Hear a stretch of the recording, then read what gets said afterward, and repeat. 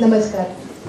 मराठी भाषा विभाग, महाराष्ट्र शासन आणि जिल्हा मराठी भाषा समिती, जिल्हाधिकारी कार्यालय सोलापूर तसंच पुण्यश्लोक अहिल्यादेवी होळकर सोलापूर विद्यापीठ सोलापूर यांच्या संयुक्त विद्यमाने आयोजित मराठी भाषा गौरव दिनासाठी उपस्थित सर्वांचं मनपूर्वक स्वागत.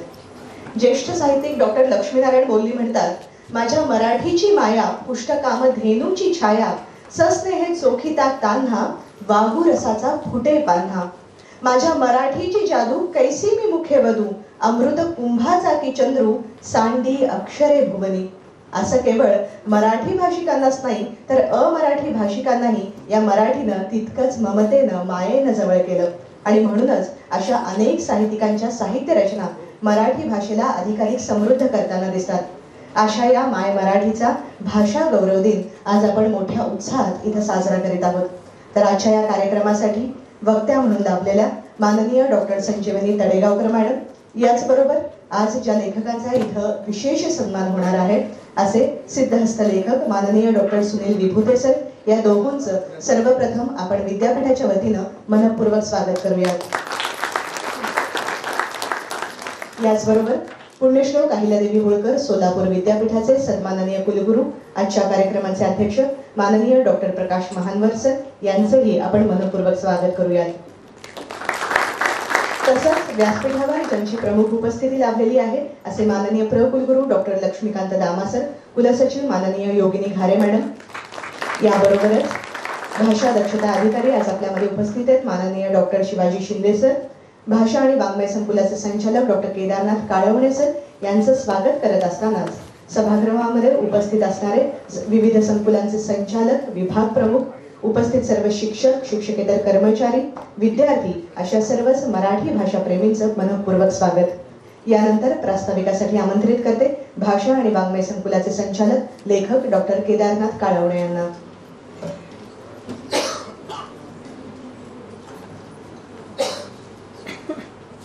सन्माननीय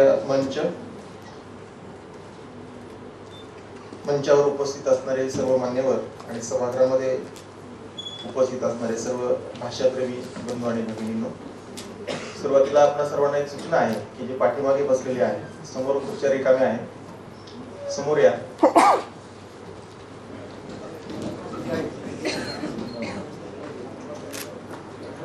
मराठी भाषा विभाग, महाराष्ट्र शासन आणि जिल्हा मराठी भाषा समिती, जिल्हाधिकारी कार्यालय सोलापूर तसेच पुण्यश्लोक अहिल्यादेवी होळकर सोलापूर विद्यापीठ सोलापूर मराठी भाषा विभाग आयोजित मराठी भाषा गौरव दिनानिमित्त आयोजित केलेल्या कार्यक्रमासाठी या समारंभाचे अध्यक्ष आपल्या विद्यापीठाचे सन्माननीय कुलगुरू आदरणीय प्राध्यापक प्रकाश महानवर सर,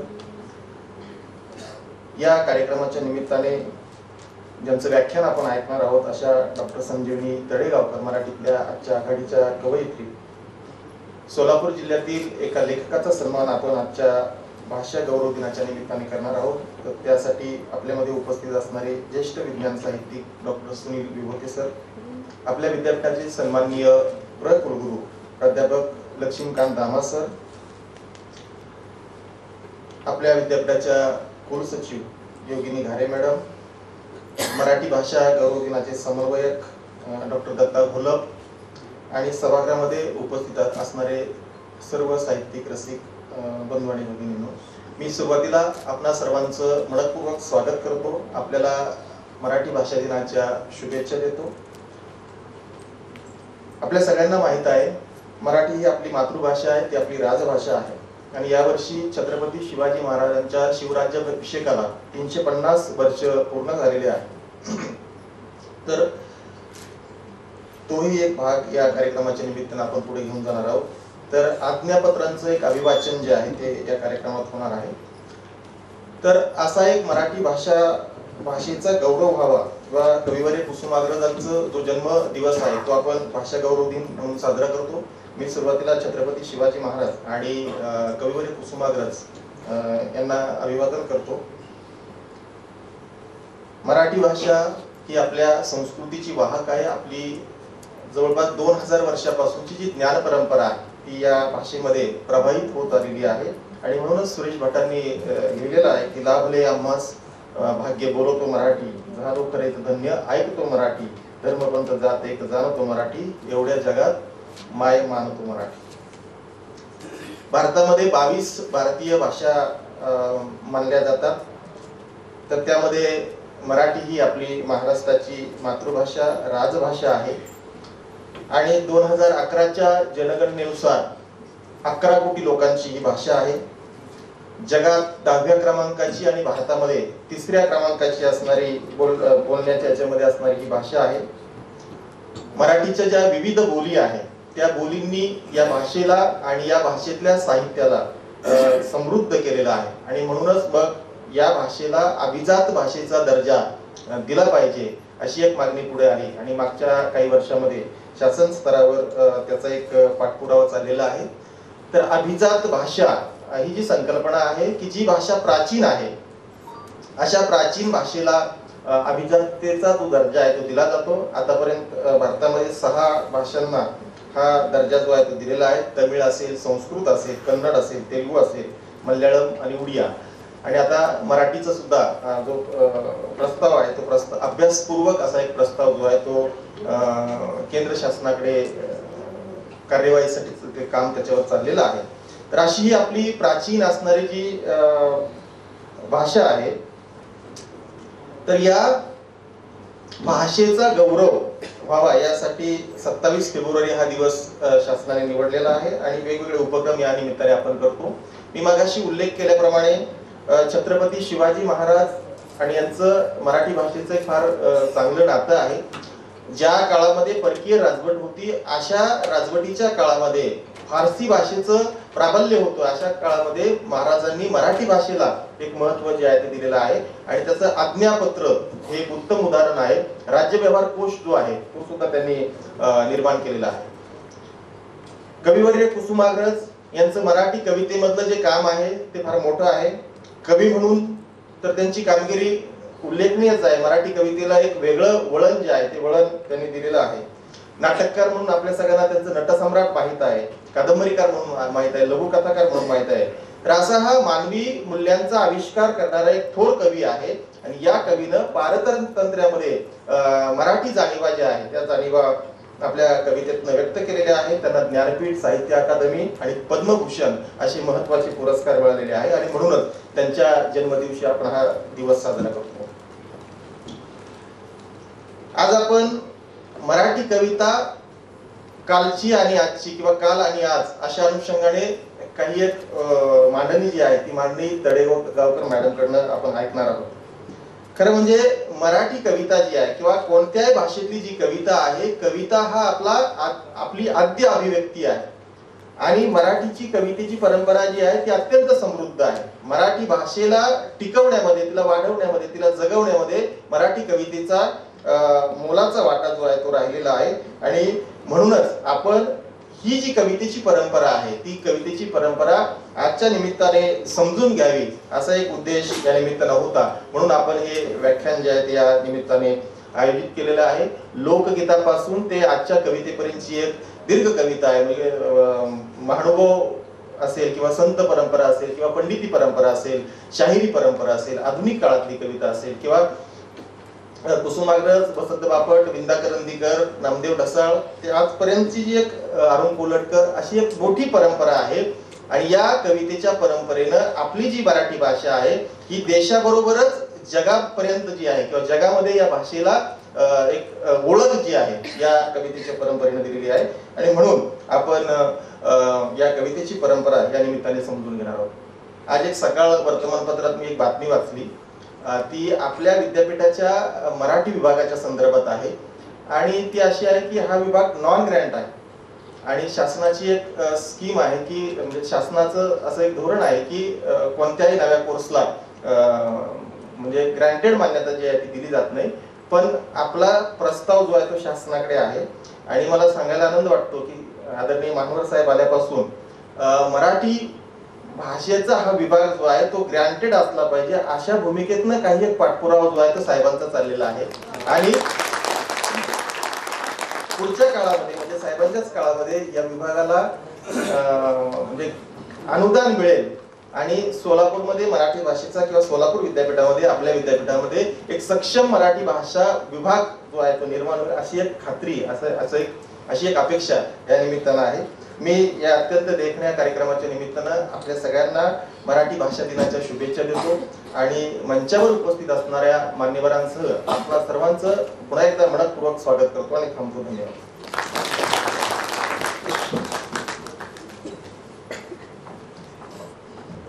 धन्यवाद सर.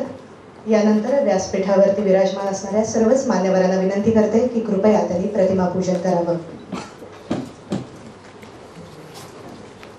छत्रपती शिवाजी महाराज आणि कविवर्य कुसुमाग्रज यांच्या प्रतिमेचं पूजन करून आपण कार्यक्रमाला सुरुवात करणार आहोत. छत्रपती शिवरायांनी त्यांच्या शिस्तबद्ध आणि सुव्यवस्थित प्रशासकीय घटकांच्या मदतीनं एक कार्यक्षम प्रगतिशील प्रशासन स्थापन केलं. युद्धशास्त्रात नवे शोध लावले. गनिमी कावासारख्या युद्धाची नवी शैली शिवसूत्र त्यांनी विकसित केलं. त्यांच्या जन्मानं ही भूमी खऱ्या अर्थानं पावन भूमी झालेली आहे. अशा शिवरायांच्या प्रतिमेचं पूजन इथं मान्यवरांच्या हस्ते संपन्न होतं.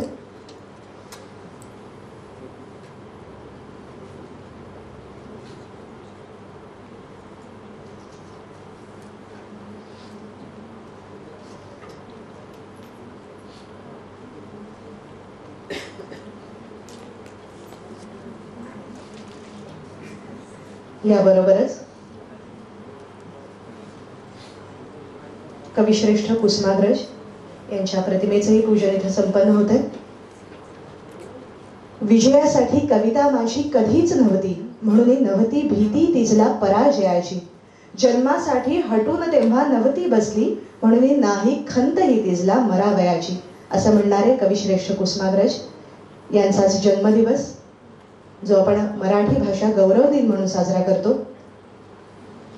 या दोन्ही प्रतिमांना वंदन करून आपण कार्यक्रमाची सुरुवात करीत आहोत.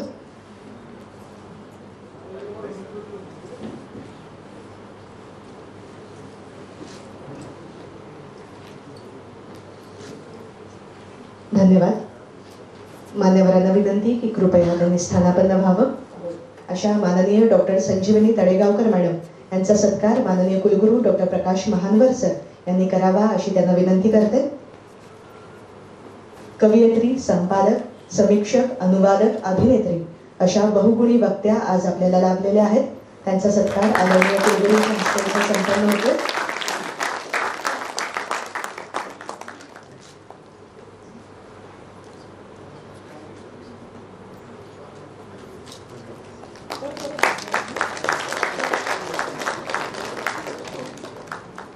विविध योजना आणि उपक्रमांमधून विद्यार्थ्याला नवी दिशा आणि नवा आकार देणारे सन्माननीय कुलगुरू त्यांचाही आपण इथं सत्कार करीत आहोत. यानंतर डॉक्टर काळवणे सरांनाच विनंती करते की त्यांनी आदरणीय प्र कुलगुरू डॉक्टर लक्ष्मीकांत दामासर यांचाही सत्कार करावा.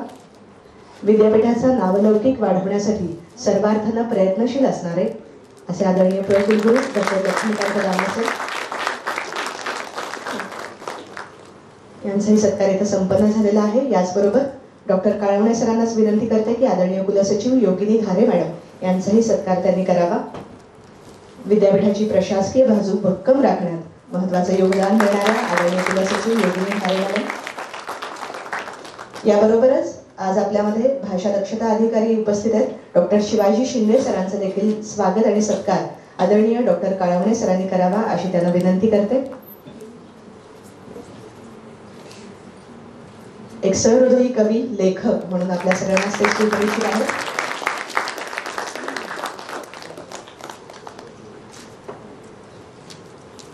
धन्यवाद. मगाशीच प्रस्तावनेमध्ये सरांनी सांगितल्याप्रमाणे आज्ञापत्रांचं वाचन इथं होणार आहे की त्या आज्ञापत्रामध्ये जसं महाराजांची एक जी शिस्तबद्ध जी काही राज्यकारभार करण्याची शैली होती ती देखील दिसून येते आणि त्याचबरोबर मराठीचं त्या काळातल्या मराठीचं प्रतिबिंब सुद्धा त्याच्यामध्ये आपल्याला दिसतं.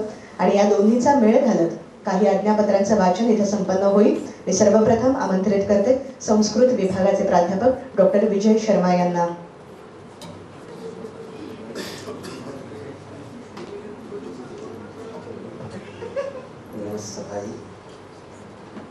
सभापती वैयक्तिक नित्य कर्मे, भोजन उदकपान यांचा समय नेमून त्यास अन्यथा होऊ न द्यावे.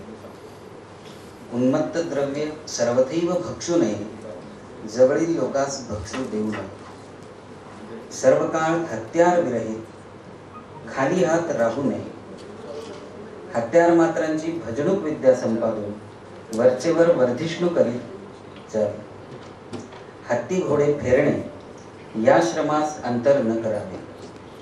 तीर कमान बंदुकादी हत्यारे नूतन करणे, बाण भरणे, भांडी ओतविणे, सुरुंग लावून मोर्चे चालवणे, तसेच जीन खोगीर बख्तरादी मुस्तैद कराव्याचे संपूर्ण हुन्नर अवगत करून ठेवावे. येणेकरून ज्याने जो श्रम केला त्याचा गुण कळून तदनुरूप त्याचे श्रमाचे सार्थक करावे. अन्यथा न्यून जाहल्याने कृतज्ञता येते, विशेष दिल्याने गाफिली दिसते.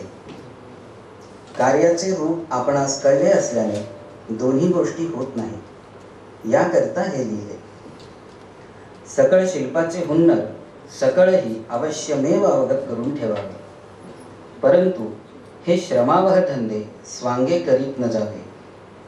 काय म्हणून की या व्यसनी गुंतल्याने अथवा यामुळे एखादा शरीरोपद्रव झाल्याने राजकार्यास अंतर पडते. राजे लोकास मुख्य कार्य साधनीयता कारभार आहे, त्यास विक्षेप पडू न द्यावा. पुढचा परिच्छेद कलावंतांना अलिप्त उत्तेजन. कलावंत, धाडी, गवई, निजग्रही यांचे नित्य नृत्य गायन महोत्साह विरहित दरबारी करूच नये. महोत्सवामध्ये आपण बसते जागी नृत्य गायनादी न करविता बाहेरल्या बाहेर मजलसीत करावे. स्वतः श्रवण अवलोकन करू नये.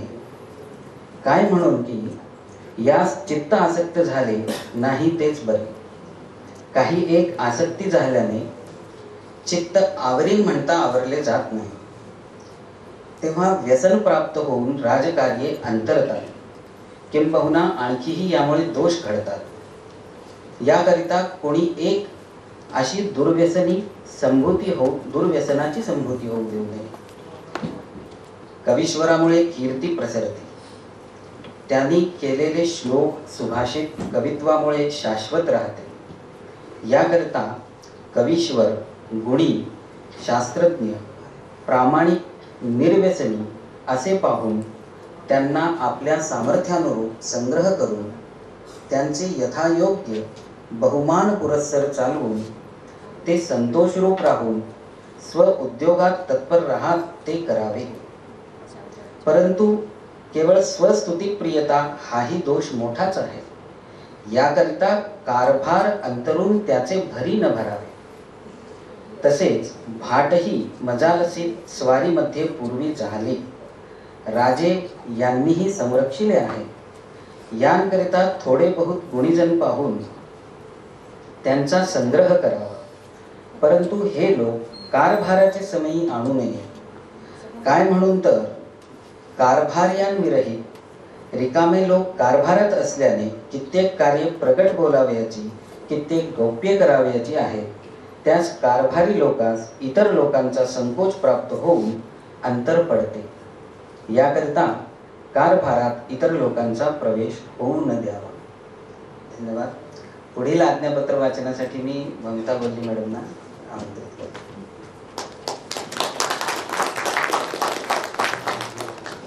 धन्यवाद सर. आरभाराची व्यवस्था असं शीर्षक असलेलं आज्ञापत्र इथं वाचले आहे. त्याचे प्रत्येक सुभे करावे. दर सुभ्यास 5 गुरावा, 15 गलबते करून द्यावी. इतकी अशी एक सरसुभा करावा, त्या ते आज्ञेत सर्वांनी वर्तावे. आरभारास तनखा मुलुखात नेमून द्यावा. पैदास्तीवरील नेमणुकीमुळे साहुकारास उपद्रव होऊन साहुकारी बुडेल. बंदरे राहिली पाहिजेत. प्रायोजनिक वस्तू परस्थळीतून आणावी तेव्हा येते. असे जाहल्यामध्ये राज्याचा भ्रम काय उरला. तसेच जकाती आदी करून हाशीलही बुडाले. लुटीमुळे गोरगरिबांचा सत्यानाश होऊन अपरिमित पापही वाढले. आरमार्गीही बेलगाम होऊन मनहपूत वर्तो लागले. तरी नेहमी तनखा मुलखातून देणे घडते, तरी इतका अनर्गल प्रसंग न होता. कदाचित आरमारा सारा नेहमी तनखा कैसा अनुकूल पडतो म्हणावे, तरी जितका अनुकूल पडेल तितकेच आरमार सजावे. साहुकारी वाढवावी, साहुकारीमुळे जकातींचेच हाशील होईल. तितकी यावरी कित्येक आरमार करू नये, या रीतीने आरमार सजित सजित सजावे. आरमारकरी यांनी हमेशा दर्यात फिरून गनीम राखावा. जंजिरियाची सीमा जवादा वरीचे वरी पावित जावा. ये विषयी जंजिरेकरी याचा बोभाटा हुजूर येऊ न द्यावा. सर्व काळ दर्यावर्दी गनिमाचे खबरेत राहून गनिमाचा मुलूक मारावा. हवी पाळती घालून गनिमाचे स्थळाचे लाग करावे. धन्यवाद.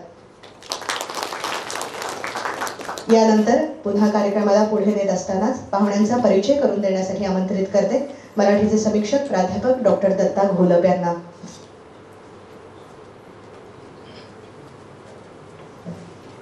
आदरणीय व्यासपीठ आणि आपण सर्वजण, आज आपल्यामध्ये तळेगावकर मॅडम मुख्य वक्त्या म्हणून आलेल्या आहेत. मला सांगायला आनंद वाटतो की त्या आपल्या विद्यापीठाच्या PhDच्या विद्यार्थिनीच आहेत आणि आज आपण आपल्या PhDच्या विद्यार्थ्याचाच एका प्रकारे सन्मान करतो आहोत. त्या मराठीच्या पहिल्या या विद्यापीठाच्या विद्यार्थिनी आणि पूर्ण विद्यापीठाच्या पण पहिल्या PhDच्या त्याच विद्यार्थिनी आहेत. 1980 नंतरच्या मराठी कवयित्रींच्या कवितेतील स्त्री जाणीवा हा त्यांच्या PhDचा विषय होता. या मूळच्या जालना इथून आपल्यामध्ये त्या आलेल्या आहेत. महाराष्ट्र शासन रंगभूमी परिनिरीक्षण मंडळ म्हणजे सेन्सॉर बोर्डाच्या त्या सदस्य राहिलेले 2015 ते 2021. मराठवाडा साहित्य परिषदेत 2015 सालापासून त्या संचालक म्हणून कार्यरत आहेत. प्रतिष्ठान हे जवळजवळ 70 वर्ष झालं निघणारं जे महत्त्वाचं मराठीतलं नियतकालिक आहे, मराठवाडा साहित्य परिषद चालवते. या प्रतिष्ठानच्या संपादक मंडळाच्याही त्या सदस्य आहेत. त्यांनी 6वे मराठवाडा लेखिका साहित्य संमेलन आणि 37वे मराठवाडा साहित्य संमेलन जालना अशा 2 संमेलनाचं कार्यवाह म्हणून काम केलेलं आहे. फुटवे हा त्यांचा कविता संग्रह आहे. अरुण दारातून बाहेर पडताना आणि संदर्भासहित असे 3 संग्रह त्यांचे प्रकाशित झालेले आहेत. समीक्षा लेखन केलेलं आहे. मुलाखतींचा संग्रह त्यांचा प्रकाशित आहे. दैनिक दिव्य मराठी आणि दैनिक लोकमत मधून मॅडमनी सदर लेखन केलेलं आहे. त्यांच्या या कामासाठी त्यांना महाराष्ट्र शासनाचा उत्कृष्ट वाङ्मय निर्मितीचा इंदिरा संत पुरस्कार मिळालेला आहे. यशवंतराव चव्हाण राज्य साहित्य पुरस्कार मिळालेला आहे. कुसुमाग्रज साहित्य पुरस्कार महाराष्ट्र साहित्य परिषद पुणे आणि साहित्यातील योगदानासाठी लोकमत सखी सन्मान सुद्धा मॅडमला प्राप्त झालेला आहे. म्हणजे त्यांच्या साहित्याचा स्वामी रामानंद तीर्थ मराठवाडा विद्यापीठ, संत तुकडोजी महाराज विद्यापीठ आणि डॉक्टर बाबासाहेब आंबेडकर मराठवाडा विद्यापीठ औरंगाबाद या विद्यापीठांमध्ये अभ्यासक्रमामध्ये त्यांच्या कवितेची दखल घेतली आहे. विशेष म्हणजे अखिल भारतीय मराठी साहित्य संमेलन, जागतिक मराठी अकादमीचं साहित्य संमेलन म्हणजे शोध मराठी मनाचा आणि ग्रंथ महोत्सव महाराष्ट्र सदन दिल्ली, कला अकादमी गोवा या राष्ट्रीय कवी संमेलनात आणि मराठवाडा साहित्य संमेलनाचे लेखिका संमेलन जे झालं त्याचे कवी संमेलनाचे अध्यक्ष म्हणजे मराठीमधल्या मेनस्ट्रीम मध्ये म्हणजे मुख्य धारेतले जे साहित्य संमेलन होतात, साहित्य अकादमी सारखे जे चर्चासत्र सेमिनार होतात, अशा मध्ये मॅडमचा सहभाग राहिलेला आहे. त्यांनी अभ्यासपूर्ण मांडणी केलेली आहे. आज त्या ज्या विषयावर बोलणार आहेत, मराठी कविता काल आणि आज, तर माझी खरं तर त्यांना विनंती राहील की त्या उत्तम गायिका आहेत आणि त्या आपल्या पुढं मराठी कवितेचं रूप सादर करतील. कारण कविता ही दृश्य स्वरूपात म्हणजे आपण वाचतो त्यावेळेस त्याचं भिडणं जे असतं त्याला मर्यादा असतात आणि मॅडमचं सादरीकरण अतिशय उत्कृष्ट पद्धतीचं आहे आणि त्या पद्धतीनंच त्या आज आपल्याशी संवाद साधतील. आज ज्यांना आपण सन्मानित करणार आहोत ते विज्ञान साहित्यातलं एक महत्त्वाचं नाव म्हणजे विभूते सर. मला सांगायला आनंद वाटतो की बार्शीमध्ये सुलाके हायस्कूलला वाजखेर नावाचे मुख्याध्यापक होते. आणि ज्यांचं आईन्स्टाईनच्या सापेक्षतावादाचे नवे विश्व नावाचं पुस्तक प्रकाशित झालेलं 1964 साली. त्या वाजखेरांचा आईन्स्टाईनशी पत्रव्यवहार होता. म्हणजे आईन्स्टाईनची पत्र खेरांना आली आणि त्यांना ऐकण्याचं, त्यांच्या वर्गात बसण्याचं भाग्य विभूते सरांना लागलं. त्यामुळे विभूते सर हे मूळचेच विज्ञान प्रवाह मुरवलेले, पचवलेले असे लेखक आहेत आणि त्यामुळं त्यांच्या लिखाणामध्ये, विज्ञान साहित्यामध्ये वैज्ञानिक माहिती, तांत्रिक संदर्भ असतातच, पण या विज्ञानाला मानवी जाणीवांचा परिपोष देऊन आपलं लिखाण आलं पाहिजे या जाणीवेतून ते लिहित आलेले आहेत. आणि 11वी 12वी पासून BSc पर्यंतच्या क्रमिक पुस्तकांचं सुद्धा त्यांनी लिखाण केलेलं आहे. त्यांच्या 10 विज्ञान कथांपैकी 6 विज्ञान कथांना राज्यस्तरीय पुरस्कार मिळालेले आहेत. यावर्षी आपल्या विद्यापीठामध्ये मराठी विज्ञान साहित्य ही जी अभ्यासपत्रिका MA ची मुलं अभ्यासत आहेत, या नवीन शैक्षणिक धोरणानुसार जो आपण अभ्यासक्रम तयार केला त्याच्यामध्ये त्यांच्या मिरॅकल नावाचा विज्ञान कथांचा अभ्यास आता मुलं करतायत. दुसरी महत्त्वाची गोष्ट, 10वी आणि 12वी हे जे टप्पे असतात आपल्या आयुष्यातले शैक्षणिक टप्पे, तिथं वाचलेलं आयुष्यभर आपल्या लक्षात राहतं, कारण ती कनेक्टिव्हिटी त्या शैक्षणिक वर्षाची असते. आणि आत्ता 10वीची मुलं सरांची विज्ञान कथा अभ्यासत आहेत आणि हा अभ्यासक्रम 10 वर्ष राहणार. म्हणजे 10 पिढ्यांवर एकाच वेळी संस्कार करण्याचं भाग्य लाभलेला लेखक आज आपल्यामध्ये उपस्थित आहे.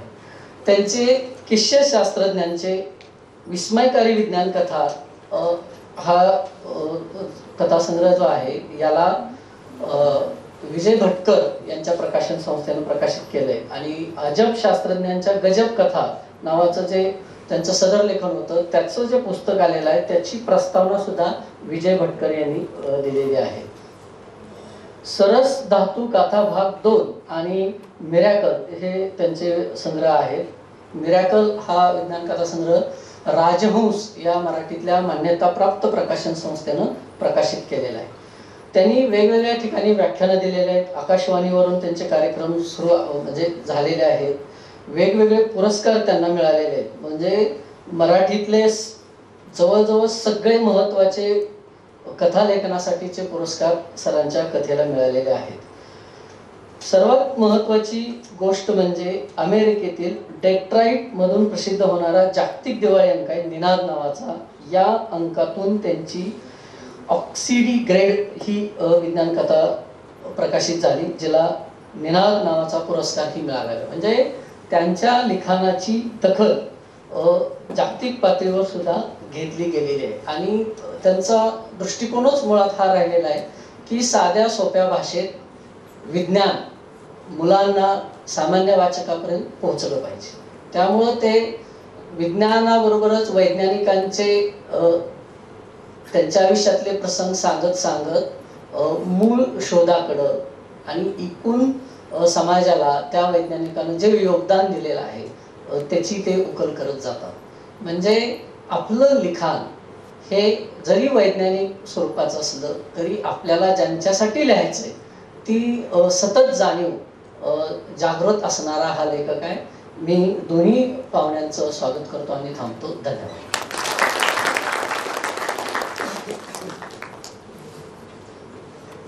धन्यवाद सर. नक्कीच परिचयामुळे आणखीनच उत्सुकता वाढलेली आहे. तत्पूर्वी विशेष लेखक सन्मान इथे संपन्न होईल. मी यानंतर सन्माननीय कुलगुरू डॉक्टर प्रकाश महानवर सर यांना विनंती करते की त्यांनी सिद्धहस्त लेखक डॉक्टर सुनील विभूते सर यांचा सन्मान करावा.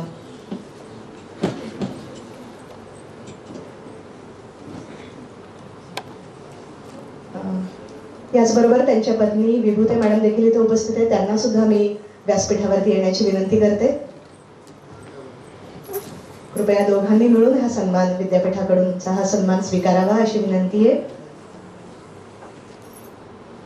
सरांनी आता सांगितल्याप्रमाणे मराठी साहित्यात विज्ञान विषयांच्या होणाऱ्या समावेशामुळे अर्थातच मराठी साहित्याची व्याप्ती ही अधिक वाढती राहणारी आहे.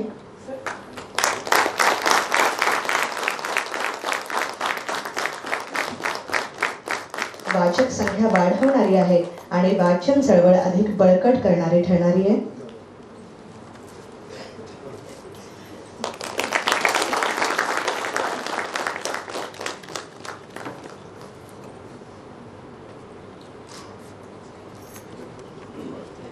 धन्यवाद सर.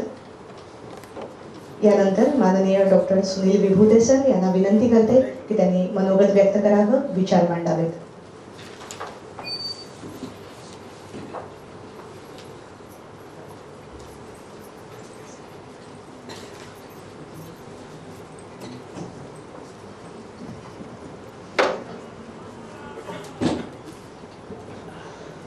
आजच्या कार्यक्रमाचे अध्यक्ष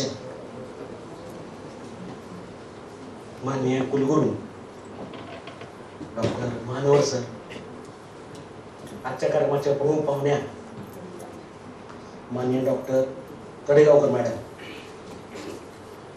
विद्यापीठाचे कुलगुरू माननीय दामा सर, विद्यापीठाचे निमंत्रक आणि प्रसंचालक डॉक्टर कळवणे सर, विद्यापीठाच्या कुलगुरू माननीय घरे मॅडम, कार्यक्रमाचे समन्वयक माननीय डॉक्टर दत्ता घोलप, त्याचप्रमाणे इतर आवर्जून उपस्थित असणारे नाश्ता विषय दक्षता समितीचे शिंदे सर, रसायनशास्त्र विभागाच्या प्रमुख लावण मॅडम, त्याचप्रमाणे माझे काही मित्र रसायनशास्त्र प्राध्यापक इथं आवर्जून उपस्थित आहेत आणि अनेक विषयाचे प्राध्यापक बंधू भगिनी व उपस्थित बंधू भगिनी, महाराष्ट्र शासनाच्या मराठी भाषा विभाग तसेच जिल्हा मराठी भाषा समिती आणि पुण्यश्लोक अहिल्यादेवी होळकर सोलापूर विद्यापीठ सोलापूर यांच्या संयुक्त विद्यमाने आज मराठी भाषा गौरव दिन साजरा होतो आहे आणि त्यानिमित्तानं माझा सत्कार विद्यापीठाने केला, त्याबद्दल सर्वप्रथम मी विद्यापीठाचे खूप आभार मानतो. एक विज्ञान लेखक म्हणून थोडंसं मी तुमच्याशी भाष्य करू इच्छितो विज्ञान कथेवर. आपण विज्ञान तंत्रज्ञान युगात राहतो आहोत, परंतु विज्ञानाबद्दलची जी जागरूकता आहे ती समाजामध्ये खूप कमी आढळते. आता मी साधं उदाहरण देतो, ते तुमच्याही परिचयाचं आहे. समजा वर्तमानपत्रामध्ये बातमी आलेली आहे की भारतीय अंतराळ संस्थेनं उपग्रह अवकाशात सोडला आहे आणि त्याच्या शेजारीच एक राजकीय नेत्याची बातमी आहे. तर लोक काय करतात, जनरली मी पाहिलं असेल की हेडलाईन जी आहे उपग्रह अंतराळ हेडलाईन वाचायची आणि ती बातमी सोडून द्यायची, परंतु राजकीय नेत्याची बातमी मात्र शब्द वाचायची. ही आपली मानसिकता आहे. म्हणजे याच्यावरून आपल्यामध्ये विज्ञानामध्ये जागृती किती आहे हे लक्ष देते. सध्या म्हणजे असं समजलं जातं, म्हणजे पूर्वीच्या काळी असं समजलं जात होतं की ज्या देशाकडे बलाढ्य लष्कर आहे तो देश सुपर पॉवर म्हणून मानला जात होता, परंतु आज परिस्थिती बदलली आहे. आज ज्या देशाकडे विज्ञान तंत्रज्ञान जास्त आहे किंवा सगळ्यापेक्षा जास्त आहे तो देश सुपर पॉवर म्हणून मानला जातो. म्हणून आज जपान सुद्धा सुपर पॉवरच्या रेसमध्ये आलेला आहे, किंवा छोटं राष्ट्र असून सुद्धा. भारतामध्ये मात्र तसं दिसत नाही चित्र, आणखी म्हणजे जागरूकता खूप कमी आहे. आणि ही जागरूकता निर्माण करायची असेल तर समाजामध्ये विज्ञानाचा प्रचार आणि प्रसार होणं खूप आवश्यक आहे. आणि प्रचार आणि प्रसार करण्याचं जे माध्यम जे आहे ते अनेक माध्यम आहेत, पण त्यातलं सर्वात प्रभावी माध्यम हे विज्ञान कथा आहे. ज्या कथेमध्ये विज्ञान आणि साहित्य यांचा सुरेख संगम झालेला असतो आणि एक काल्पनिक वैज्ञानिक कल्पना किंवा सिद्धांत हा मनोरंजकतेच्या अंगाने वाचकापर्यंत पोहोचवला जातो, त्या कथेला विज्ञान कथा म्हटलं जातं.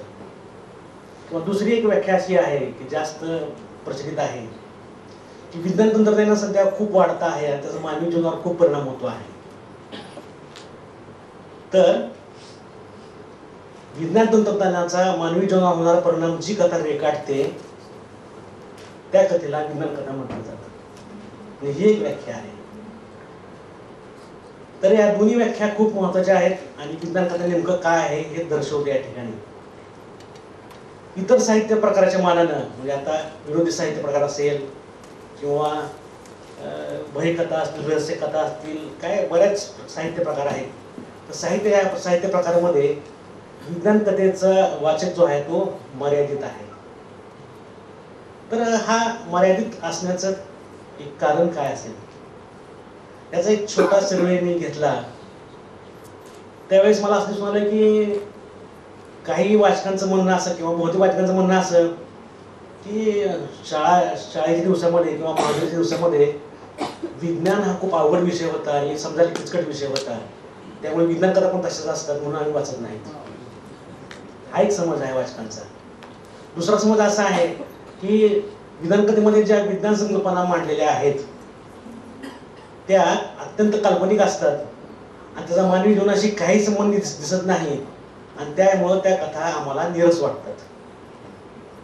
काही वाचकांचं म्हणणं असं आलं की मानवी भावभावना ज्या आहेत त्या विज्ञान कथेमध्ये दिसत नाहीत, त्याचप्रमाणे दैनंदिन जीवनातल्या दैनंदिन ज्या घटना आहेत त्या दिसत नाहीत, त्याचप्रमाणे जे नातीगोती आहेत त्याचं जे एक चित्रण असतं ती चित्रण विज्ञान कथेमध्ये दिसत नाही आणि त्याच्यामुळे ती कथा आम्हाला आपलीशी वाटत नाही म्हणून आम्ही ते कथा वाचत नाही. आणि दुसरं एक महत्त्वाचं कारण म्हणजे काय, आणखी एक वाचकाने सांगितलं असं की विज्ञान कथेमध्ये मनोरंजन फारसं दिसत नाही, अत्यंत निरस असं मांडणी असते कथेची आणि त्यामुळे ती वाचू वाटत नाही, असं थोडंसं एक काय सर्वेमध्ये असं मला दिसून आलं. आणि मग मी माझ्या लेखनाची दिशा थोडीशी बदलली आणि मुद्दाम मी हा सर्वे लक्षात घेऊनच विज्ञान कथा लिहितो आहे. तर माझ्या विज्ञान कथेमध्ये जे विज्ञान संकल्पना आहेत, विज्ञान संकल्पना हा विज्ञान कथेचा आत्मा असतो. तर ही विज्ञान संकल्पना जी आहे ती खूप महत्त्वाची असते आणि त्या बाबतीत मी खूप दक्ष आहे की जी विज्ञान संकल्पना वाचकांना माहीत आहे परंतु भविष्य काळामध्ये त्या विज्ञान संकल्पनेमध्ये काय बदल होईल, त्याचा मानवी जीवनावर काय परिणाम होईल हे गृहीत धरून मी ती विज्ञान संकल्पना मी कथेमध्ये वापरतो. तर यासाठी मी बॅटमॅन या कथेचं उदाहरण थोडक्यात सांगतो मी तुम्हाला. बॅटमॅन या विज्ञान कथेमध्ये मी वटवाघाचे जे हालचालीचे तंत्र आहे ना ते तंत्र माणसामध्ये वापरतं काय होईल ही संकल्पना वापरली आहे. आता आपल्या सर्वांना माहित आहे की वटवाघूळ रात्रीच्या अंधारामध्ये कुठल्याही वस्तूला न धडकता अगदी सफाईदारपणे उडतं. आता सर्वांना माहित आहे वटवाघूळ असं काय उडतं, सर्वांना माहित आहे. कारण काय की आपल्याला काही ध्वनिलहरी ऐकायला येतात, काही ध्वनिलहरी ऐकायला येत नाहीत. तर वटवाघूळ अशा काही ध्वनिलहरी बाहेर टाकते की ज्या आपल्याला ऐकू येत नाहीत. त्या ध्वनिलहरी आजूबाजूच्या पदार्थावर जाऊन आदळतात आणि तिथून परावर्तीतून त्याच्याकडे येतात आणि मग त्या लक्षात असं येतं की अमुक ठिकाणी अडथळा आहे, अमुक ठिकाणी अडथळा नाही आणि त्या दृष्टीनं तो आपल्या उड्डाणामध्ये बदल करतो आणि सफाईदारपणे उडतो. ही जी संकल्पना आहे ही संकल्पना समजा अंध माणसामध्ये आणली तर काय होईल याचं रोपण जे आहे, वटवाघाच्या हालचालीचं रोपण जे आहे ट्रान्सप्लांटेशन, तर ते मानवी अंध लोकांमध्ये गेलं तर काय होईल, त्या जीवन निश्चित बदलेल. आणि ती कथा मी लिहिलेली आहे बॅटमॅन. आणि त्या कथेवरचं विशेष म्हणजे मराठी नाटक पुणे आकाशवाणी केंद्रानं सादर केलेलं आहे. दुसरं म्हणजे नेहमीच आता की मानवी भावना दिसत नाहीत, दैनंदिन जीवनातल्या घटना दिसत नाहीत म्हणून कथा जरा निरस वाटतात असं ते लोकांचं म्हणणं होतं. तर माझ्या कथेचे नायक आहेत ते सर्व नायक सर्वसामान्य आहेत. ड्रायव्हर आहे, वॉर्डबॉय आहे, शेतकरी आहे, प्राध्यापक आहे, इंजिनियर आहे, डॉक्टर आहे, गृहिणी पण आहे. आणि त्याच्यामुळं मानवी जीवनात जे प्रसंग घडतात ना तेच प्रसंग माझ्या कथेमध्ये तुम्हाला दिसतील. आणि त्याच्यामुळं माझी कथा ही केवळ विज्ञान कथा न होता ती माणसाची कथा बनते आणि त्यामुळं लोकांना ती खूप आवडते. आणखी एक महत्त्वाचं म्हणजे मनोरंजकता. कथेमध्ये मनोरंजकपणा असावा या मताचा मी स्वतः आहे. आणि रहस्यमयता आणि विनोद हे मनोरंजनाचे हुकमी ऐक्य आहेत. म्हणून माझ्या कथेमध्ये एकतर तुम्हाला रहस्यमय दिसेल किंवा विनोद दिसतील. 10वीची विज्ञान कथा आहे निर्णय, ती विद्यार्थ्यांना आवडायचं एकच कारण आहे त्यामध्ये विनोद खूप आहेत आणि त्याच्यामुळे ती कथा म्हणजे वाचकांना पण आवडलेली आहे, विद्यार्थ्यांना पण आवडते ती कथा. तर हे मी कटाक्षानं पाळलेलं आहे. आणि आणखी एक महत्त्वाची गोष्ट म्हणजे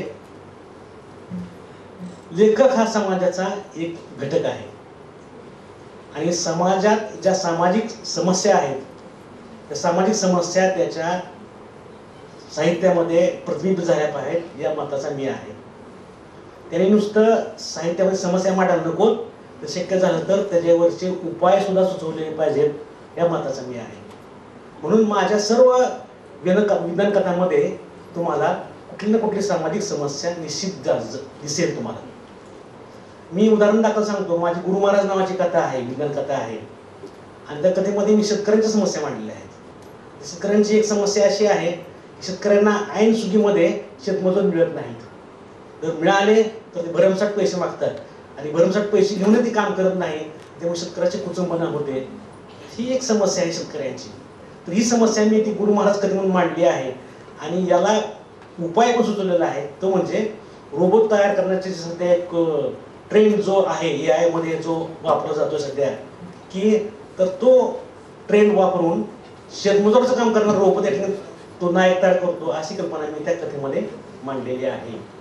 तर ही या सर्व ज्या कथा आहेत, या कथा आता MA चे विद्यार्थी मिरॅकल या कथासंग्रहातून शिकणार आहेत, प्राध्यापक शिकवणार आहेत, आणि त्याच्यामुळं माझ्या जी वैशिष्ट्ये आहेत ती वैशिष्ट्ये आहेत ती विद्यार्थ्यांना जाणवतीलच, प्राध्यापकांना सुद्धा जाणवतील, वाचकांना सुद्धा जाणवतील याची मला खात्री वाटते.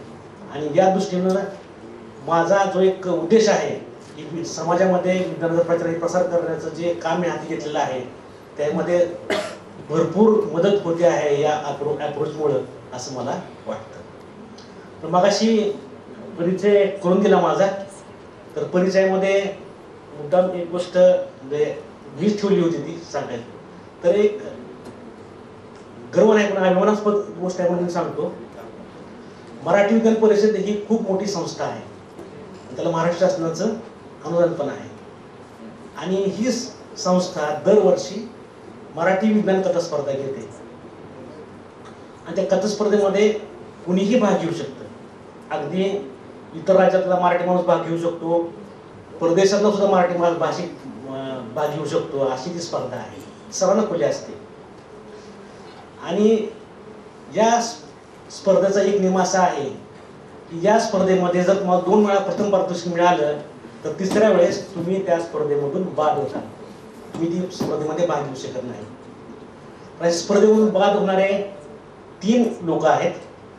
त्या म्हणजे 2 तर महान व्यक्ती आहेतच. एक म्हणजे माझे गुरु डॉक्टर जयंत नारळीकर, दुसरे म्हणजे ज्येष्ठ साहित्यिक, विज्ञान साहित्यिक डॉक्टर बाळ फोंडके, आणि तिसरा आहे मी, जो या स्पर्धेमधून बाद झालेला आहे. तर या ठिकाणी मला बोलवलं, माझा सन्मान केला, त्याबद्दल विद्यापीठाचे मी पुनश्च एकदा आभार मानतो आणि माझ्या मनोभावास पूर्ण जबाब देतो. जय हिंद, जय महाराष्ट्र.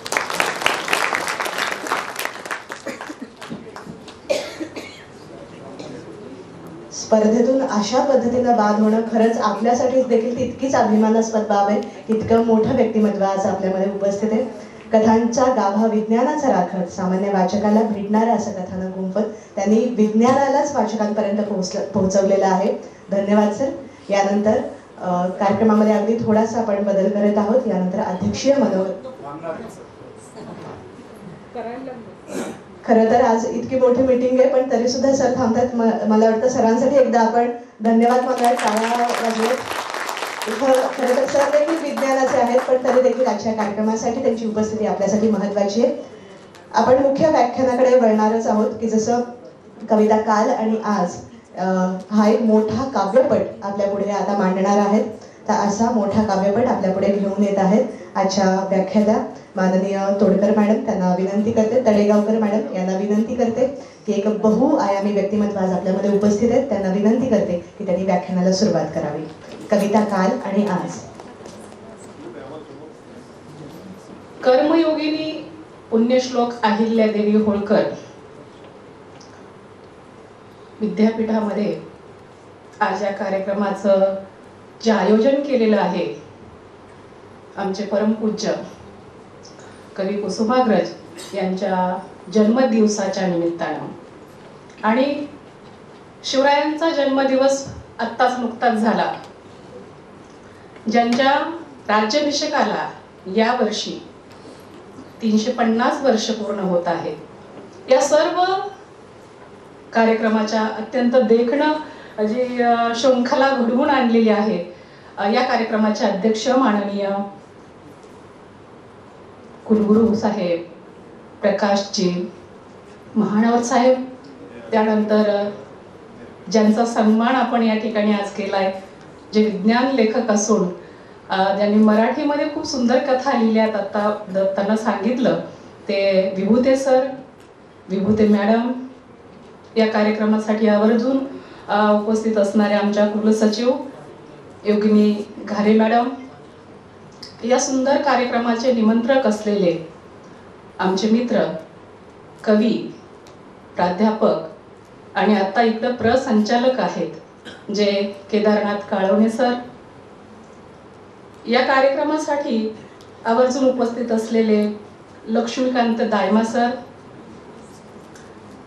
सुंदर सूत्रसंचालन जी करतीये जे आमचे साहित्यिक आहेत मोल्ली सर, त्यांची कन्या, त्यानंतर ज्यांनी इतका सुंदर परिचय करून दिला, जे मराठीतील अगदी कमी काळावधी आपल्या अभ्यासपूर्ण मांडणीतून सर्वांचं लक्ष वेधून घेत आहेत, असे डॉक्टर दत्ता घोलप,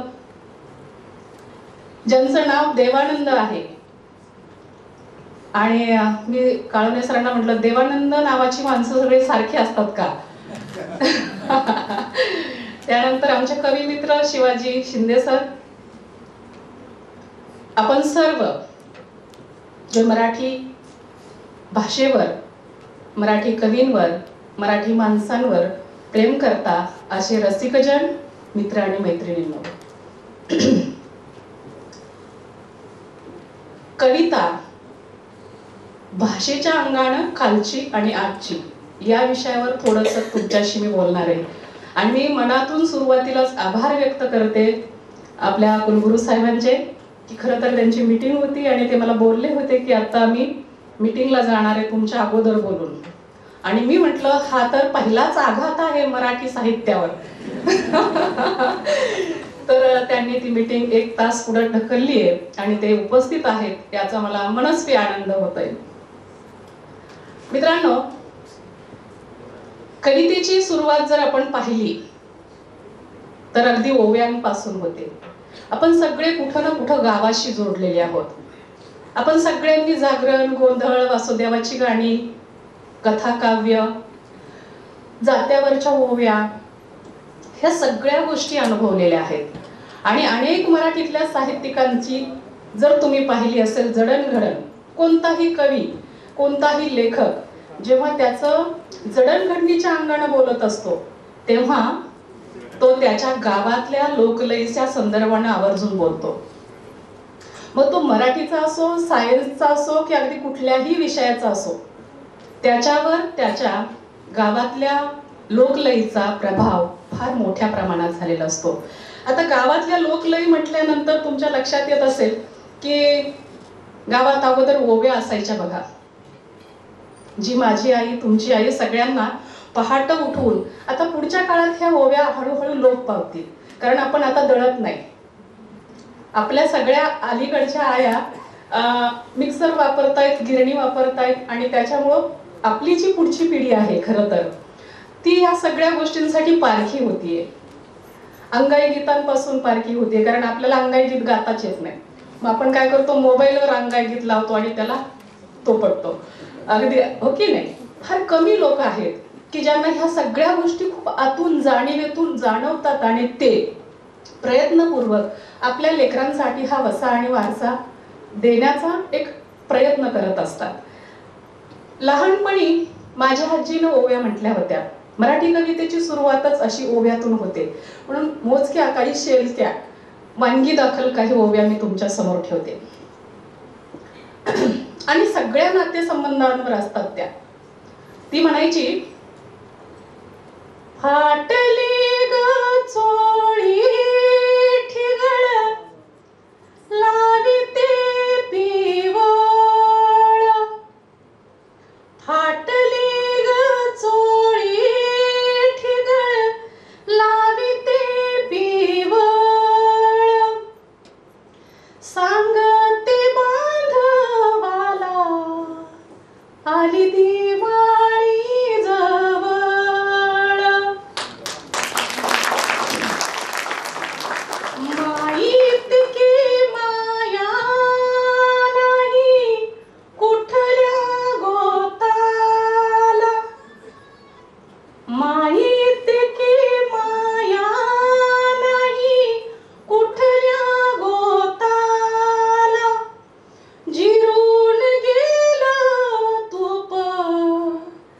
जणू साळीच्या भाताला. पूर्वीचं नणंद भावजायचं नातं सुद्धा खूप सुंदर होतं.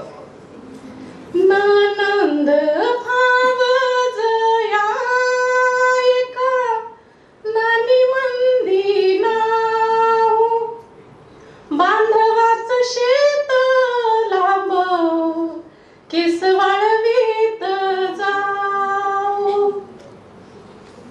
नंतर सासू सुनांचं जे नातं होतं ते पूर्वीचं एक खतरनाकच होतं. आणि ते खतरनाक नातं त्या ओव्यांमधून कसं म्हणत होत्या बघा. सासू आत्या पायी तुम्ही कवाशी कमेल्या, सासू आत्या पायी तुम्ही कवाशी कमेल्या, तिजोरीच्या चाव्या बाई सांगा कुठुशी कठुल्या. तिजोरीच्या चाव्या कुठं ठेवल्यात हे सुद्धा किती कलात्मक पद्धतीनं पूर्वीच्या बाया ओव्यांमधून म्हणत होत्या. ती जर भाषा आपण पाहिली कवितेची, ती जर भाषा पाहिली, त्याच्यावर कुणाचंच नाव नाहीये खरं तर. आमच्याकडे अलीकडे पाहिलं तर एक ओळ लिहिली की आम्ही त्याच्या खाली आमचं नाव लिहितो. आम्हाला लगेच क्रेडिट हवं असतं. पण इतका सुंदर खजिना ह्या लोकसाहित्यानं आपल्याला दिलेला आहे.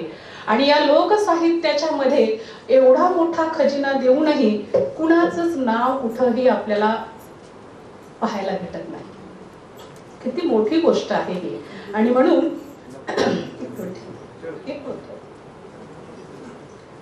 गंमत अशी आहे की ही जी कविता आहे पुढं पुढं येत गेली, खरं तर तिच्यामधला तो गोडवा हळूहळू कमी होत गेला. आम्ही प्रमाण भाषेकडे आलो. सरांनी आता काळवणे सरांनी सांगितलं की संत साहित्य, पंत साहित्य आणि तंत साहित्य, ओवाडे आणि वेगवेगळ्या अर्थाची गाणी लोक संस्कृतीतून आलेली अजूनही एक वर्ग जपण्याचा प्रयत्न करतोय. पण मराठी साहित्यामध्ये तो वारसा किती कवींनी जपला तर त्याची मोजकी उदाहरणं आपल्याला पाहायला भेटतील. अलीकडच्या काळामधल्या म्हणजे लोकसाहित्यातून आलेल्या पुढे बहिणाबाई चौधरी आहेच. ज्या बहिणाबाईंची गाणी जर तुम्ही पाहिली, बहिणाबाईंच्या कविता जर पाहिल्या तर अप्रतिम आहे. म्हणजे कुठल्याही भागामध्ये जा तुम्ही, म्हणजे महान बहिणाबाई आणि तुकाराम ही अशी कवी मंडळी आहेत मराठी साहित्यातली की लोकांपर्यंत थेट अडाणी माणसापर्यंत पोहोचलेली आहेत. फक्त प्राध्यापक वर्ग, विद्यापीठाचा स्तर वगैरे अशाच ठिकाणी नाही, तर गावागावामध्ये अगदी साध्यात साधी बाई सुद्धा म्हणते, अरे संसार संसार जसा तवा चुल्यावर, आधी हाताला चटके मग मिळते भाकर. म्हणजे हे तत्वज्ञान कवितेतून इतकं परफेक्ट आलं की त्याच्याला मणी झाल्यासारख्या झाल्या. लोकांच्या जिभेवर ते शब्द कवितेच्या माध्यमातून रेंगाळायला लागली. आणि म्हणून त्याच्या आधीच्या तुकाराम महाराजांची अभंग रचना जर आपण पाहिली, ज्ञानेश्वर महाराजांची ओव्या जर आपण पाहिल्या तर त्याही तशाच ताकदीच्या आणि तशाच साहित्य क्षेत्रातला अत्यंत अमूल्य ठेवा म्हणून आपण त्याच्याकडे पाहतो. त्यानंतरच्या काळामध्ये ही लोकलय जतन करणाऱ्या कवींमध्ये आपल्याला विठ्ठल वाघ यांचं नाव आवर्जून घ्यावं लागेल. काया मातीत मातीत त्यांनी त्यांच्या बोली भाषेत, त्यांची जी खानदेशची बोली भाषा आहे ती भाषा जशीच्या तशी कवितेतून जपली. त्यानंतर पळसखेडला, अजिंठ्याच्या पायथ्याला ज्यांचं गाव होतं पळसखेड, आणि जिथं महानोर राणकवी म्हणून उदयाला आले, आणि तिथून पुढे महाराष्ट्रभर मराठी कवितेत ज्यांचं नाव आपण आजपर्यंत ऐकतच आहोत आणि पुढेही ऐकत राहू, ज्यांच्या कविता जर तुम्ही पाहिल्या तर किती सुंदर आहेत. त्यांच्या दोन ओळी बघा किती सुंदर आहेत. म्हणजे ओवीच्या अंगानं आणि बोलीच्या अंगाला जपत जवळ करत त्यांनी कविता स्वतःची फुलवलेली आहे. महानोर असं म्हणतात, माळ्याच्या मळ्यात माळीनं एकली, माळ्याच्या मळ्यात माळीनं एकली, जाईच्या फुलांची ग तिनं काचोळी गुंफिली. किती सुंदर, म्हणजे किती अलुवार, किती अगदी रोमॅन्टिक कविता म्हणूया की एक बाई एकांतात असेल तेव्हा काय काय करते. तुम्हाला हा अनुभव नाही पण आम्हाला माहित आहे की आम्ही जेव्हा एकांतात असतो ना, आम्हाला नटण्याचा मूड येतो. तेव्हा आम्ही काय काय करतो. आणि ते फार सुंदर असतं, ते फार रोमॅन्टिक असतं. खरं तर ते मराठी साहित्य अजून त्याला अपुरं पडलंय, त्याला बांधण्यासाठी शब्दात. एक चिंगी नावाची फार सुंदर नाट्यछटा होती बघा दिवाकरांची. ती चिंगी काय होती माहितीये, एका बाईला एक छोटस बाळ झालेलं आहे, तिचं नाव तिनं चिंगी ठेवलंय. ती चिंगी अशी की तिचं भावविश्व सगळं ते चिंगीत अडकलेले. मग ती चिंगीला ती खेळत असते. दुपारच्या वेळेला सगळी कामं आटोपलेली, सगळे लोक आपल्या आपल्या कामात बाहेर पडलेत आणि ती आई आणि बाळच घरात राहते. तेव्हा ती चिंगी काय म्हणते, चिंगीला बाई खेळवतीये, टोपडं घालतीये, काजळ लावतीये, टिका लावतीये. त्यावेळेला तिच्याशी म्हणते, अरे बाबा बाबा माझं चिंगी तर किती छान दिसतंय. आणि मग तिचा जो संवाद आहे तो इतका कलात्मक आणि इतका मजेशीर आहे. मग नंतर ती तिला म्हणतीये, माझी चिंगी आता मोठी होणार, छान छान शाळेत जाणार, मग माझी चिंगी गाणं म्हणणार, माझी चिंगी डान्स करणार. मग ते सगळं तिचं ते जे बोबड्या बोलामध्ये तिचं सुरू होते. चिंगी बिचारी आपली नुसती हसत असते इकडे इकडे बघून आणि हातपाय हलवत असते. मग ही चिंगी शाळेत जाती, मोठी होती. माझ्या चिंगीला मग नंतर एक नोकरी लागणार, मग माझी चिंगी मोठी होऊन छान घोड्यावरून टुकडुक टुकडुक करत राजकुमार येणार, माझ्या चिंगीला घेऊन जाणार. मग माझ्या चिंगीला पण छान छोटीशी बाल होणार. चिंगी केवढीशी काय, एवढीशी चिंगी हातभर. आणि त्या चिंगीच्या आईचं भावविश्व किती आहे, कितीतरी कितीतरी कितीतरी काळाच्या पुढचं चाललेलं आहे. एखादी आई जेव्हा इतकं दूरचं स्वप्न आपल्या बाळाच्या संदर्भात पाहत असते आणि ते मराठी साहित्यात येतं, तेव्हा ते फार भारी असतं. वाचताना आपण जेव्हा वाचतो तेव्हा ते आपल्याला वाचताना पण मजा येते आणि मोठ्यापणी झाल्यानंतरही आपल्याला त्या गोष्टींचं हसू येतं. एक फार सुंदर कविता आहे, बालगीत आहे. बरं का ग आई हे विसरायचं नाही, बरं का ग आई हे विसरायचं नाही, तू माझी शोना आणि मी तुझी आई. आपल्याला लेकरं लहानपणी शिकवतात, खेळवतात, झोपी घालतात, खाऊ घालतात, लुटुपुटीचा संसार करतात आणि आपण आपलं वय विसरून त्यांच्या त्या लुटुपुटीच्या भाकरी खात असतो, त्याचं पाणी पित असतो, खोटं खोटं हसत असतो, छाने छाने म्हणत असतो. हे जे काही भावविश्व आहे हे मराठी साहित्यामध्ये जसंच्या तसं आणण्याचा फार सुंदर प्रयोग बालसाहित्यातून झालेला आहे, बालकवितेतून झालेला आहे आणि मराठी एकंदर ग्रामीण कवितेतूनही झालेला आहे. त्यानंतर तुम्ही जर पाहिलं तर ग. पाटील, ग. ठोकळ यांच्याही लक्ष्मी नावाची फार सुंदर कविता होती बघा, की पोहरा पाण्यामध्ये सोडती येते आणि तो पोहरा पाणी घेऊन इसळत हसळत वरती जो येतोय त्याचं इतकं अप्रतिम लक्ष्मी नावाच्या कवितेमध्ये आलेलं रूपांतर आहे की ते वाचताना खूप मजा येते. महानोरांच्या एका कवितेनं मी महानोरांची ओळख तुम्हाला करून देण्याचा प्रयत्न करीन.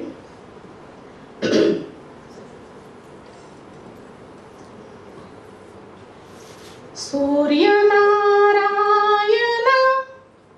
नीत निमान उगवा, अंधाराच्या दारी थोडा उजेड पाठवा,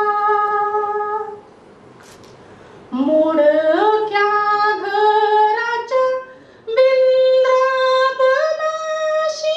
सांजेला, दिव्याचा धार जडो त्यांच्या संसाराला, आबादानी हो शेत भरू दे दाण्याचे, तुझ्या पालखीला शब्द बांधू तो कोबाचे, तुझ्या पालखीला शब्द बांधू तो कोबाचे.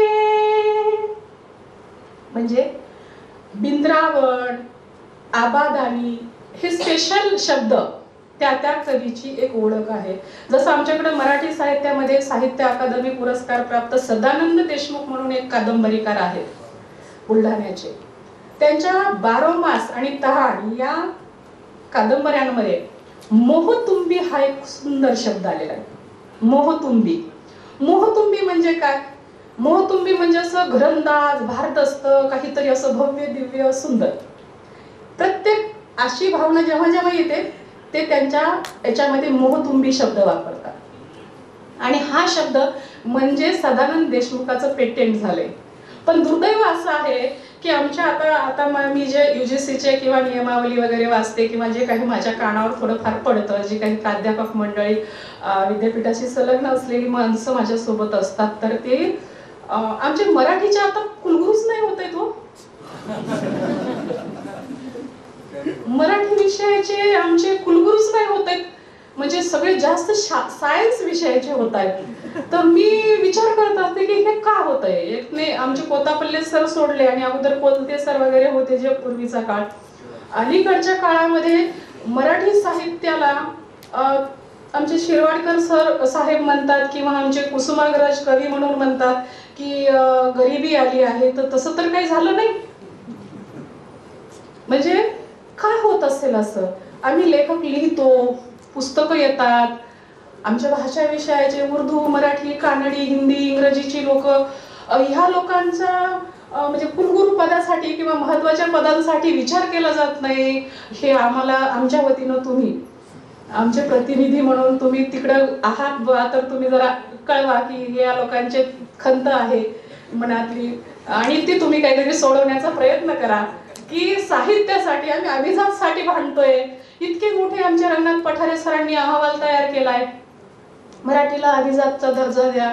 एवढे लोक बोलतायत, सरांनी सांगितलं 11 कोटी बोलतायत, बोली भाषा बोलतायत, खेड्यात बोलतायत, शहरात बोलतायत, आमच्यासारखे लोक तर सारखीच बोलतायत. पण ते दर्जा अजून भेटलेला नाहीये. किंवा ह्या सगळ्या गोष्टींमुळं जेव्हा म्हणतात की मराठीचं स्वतंत्र विद्यापीठ होणार, हे सगळं काय होऊ लागलं, याच्यामुळं होऊ लागलं असं की मराठी विषय किंवा भाषा विषय घेऊन अभ्यासामध्ये येणारी पिढी बंद होऊ लागली. आणि अभ्यासामध्ये येणं बंद झालं असल्यामुळं त्याच्यावर संशोधन बारकाईनं होणं आणि तशा पद्धतीचं त्याचं जतन संवर्धन होण्यामध्ये अडचणी निर्माण होऊ लागल्या. तर हे सगळं जरा शासन स्तरावरून नीट होणं गरजेचं आहे. एखादं मराठीचं विद्यापीठ किंवा भाषा विषयाचं विद्यापीठ असेल तर अनेकच गोष्टींचे प्रश्न सुटतात, त्या संबंधात अनेक गोष्टी त्या ठिकाणी होतात आणि तिथं अनेकच गोष्टींचे प्रश्न जे लोकांचे आहेत भाषा विषयाच्या संदर्भातले ते संपतात आणि रोजगार तर मिळतोच. हा अगदीच मोठा विषय आहे. पण भाषा विषयाच्या संदर्भात कुसुमाग्रजांनी फार सुंदर कविता लिहिलेल्या आहेत. त्यांनी एक मनोगतही व्यक्त केलं होतं की भाषा ही वर डोक्यावर मुकुट घेऊ नये. म्हणजे इतकी सुंदर भाषा आहे, इतकी लवचिक आहे. तुम्ही दादा कोंडकेंची गाणी ऐकलीत का? मी दादा कोंडकेंची सिनेमे पाहिलेत, गाणी ऐकली आहेत. म्हणजे मला काहीच वर्ज नाही. सगळे वाङ्मय प्रकार मी वाचते, माझ्या आकलनाप्रमाणे घेण्याचा प्रयत्न करते. भाषेमधले 2 अर्थ निघणारे शब्द काय असतात आणि भाषा कशी लवचिक असते, भाषा कशी गमतीशीर असते की एक शब्द म्हटला की आपल्याला असं वाटलं की छान वाटायला लागतं, दुसरा म्हटलं की आपल्याला खुदकून हसू यायला लागतं की काहीतरी काय असं. म्हणजे ही जी भाषेची गंमत आहे ती फक्त मराठीत आहे, ती इंग्रजीमध्ये नसेल बहुतेक. एवढी इंग्रजीमध्ये लवचिकता आणि भाषेचं वैविध्य नाहीये. तुम्ही गावातले खेड्यातली माणसं जर पाहिले असतील आणि त्यांच्या भाषा जर पाहिल्या असेल भन्नाट आहेत. आपण म्हणतो ना की कमी भाषेमध्ये जास्तीत जास्त आशय व्यक्त केला पाहिजे, कमी शब्दात जास्त आशय. 2-3 शिव्या दिल्या की दन दन आशय पोचतो.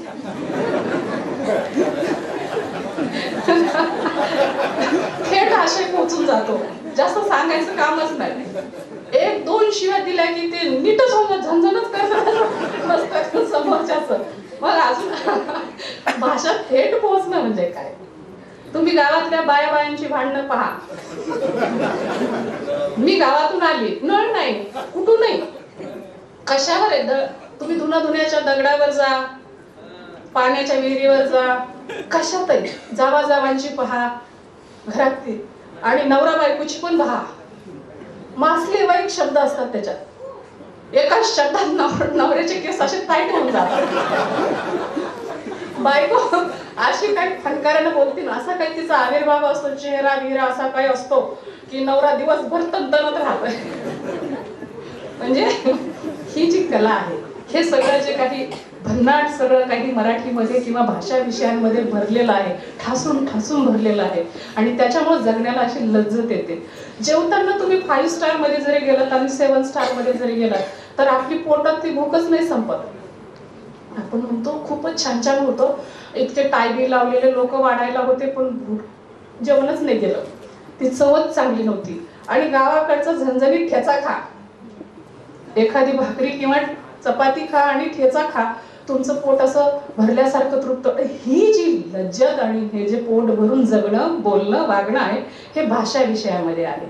आणि याचं महत्त्व सांगताना कुसुमाग्रजांनी असं सांगितलं आहे की आमची मराठी डोक्यावर इतकी भरजरी जगणं असूनही डोक्यावर मुकुट घेऊन फाटकी वस्त्र नेसून शासनाच्या दरबारात उभी आहे. ही तिची अवस्था त्यांनी वर्णन केली. ही अवस्था कशावरून की अभिजातचा तेव्हा पण चालू होतं जेव्हा कुसुमाग्रज होते. कुसुमाग्रजांनी खरं तर एक पत्रकार होते, कुसुमाग्रज कवी होते, पण सुरुवातीला नाटक लिहिलं नव्हतं. मग नाटक लिहिण्याचा योग कुठून आला तर जेव्हा एकदा ते मुंबईला गेले आणि महाराष्ट्र साहित्य परिषद म्हणून प्रत्येक ठिकाणी, आमच्याकडे मराठवाडा साहित्य परिषद आहे, पुण्यामध्ये महाराष्ट्र साहित्य परिषद आहे, मुंबईला त्याची शाखा आहे महाराष्ट्र साहित्य परिषद. तर तिथं भालेराव नावाचे एक सदस्य होते आणि त्यांनी सांगितलं की अरे तू किती सुंदर कविता लिहितोय, तुझ्या कवितांमध्ये एवढा मोठा आशय असतो ना की त्या कवितेमध्ये ते बसत नाही, तू नाटक लिही, तुला तुझी जी तळमळ आहे. कारण कुसुमाग्रजांना आपण एवढा मान सन्मान का दिला, त्यांच्या नावानं मराठी भाषा गौरव दिन का निर्माण करावा असा वाटला, तर त्याचं कारण आहे कुसुमाग्रजांची जी कविता होती ती सर्व लोकांच्या मनातला शब्द होता.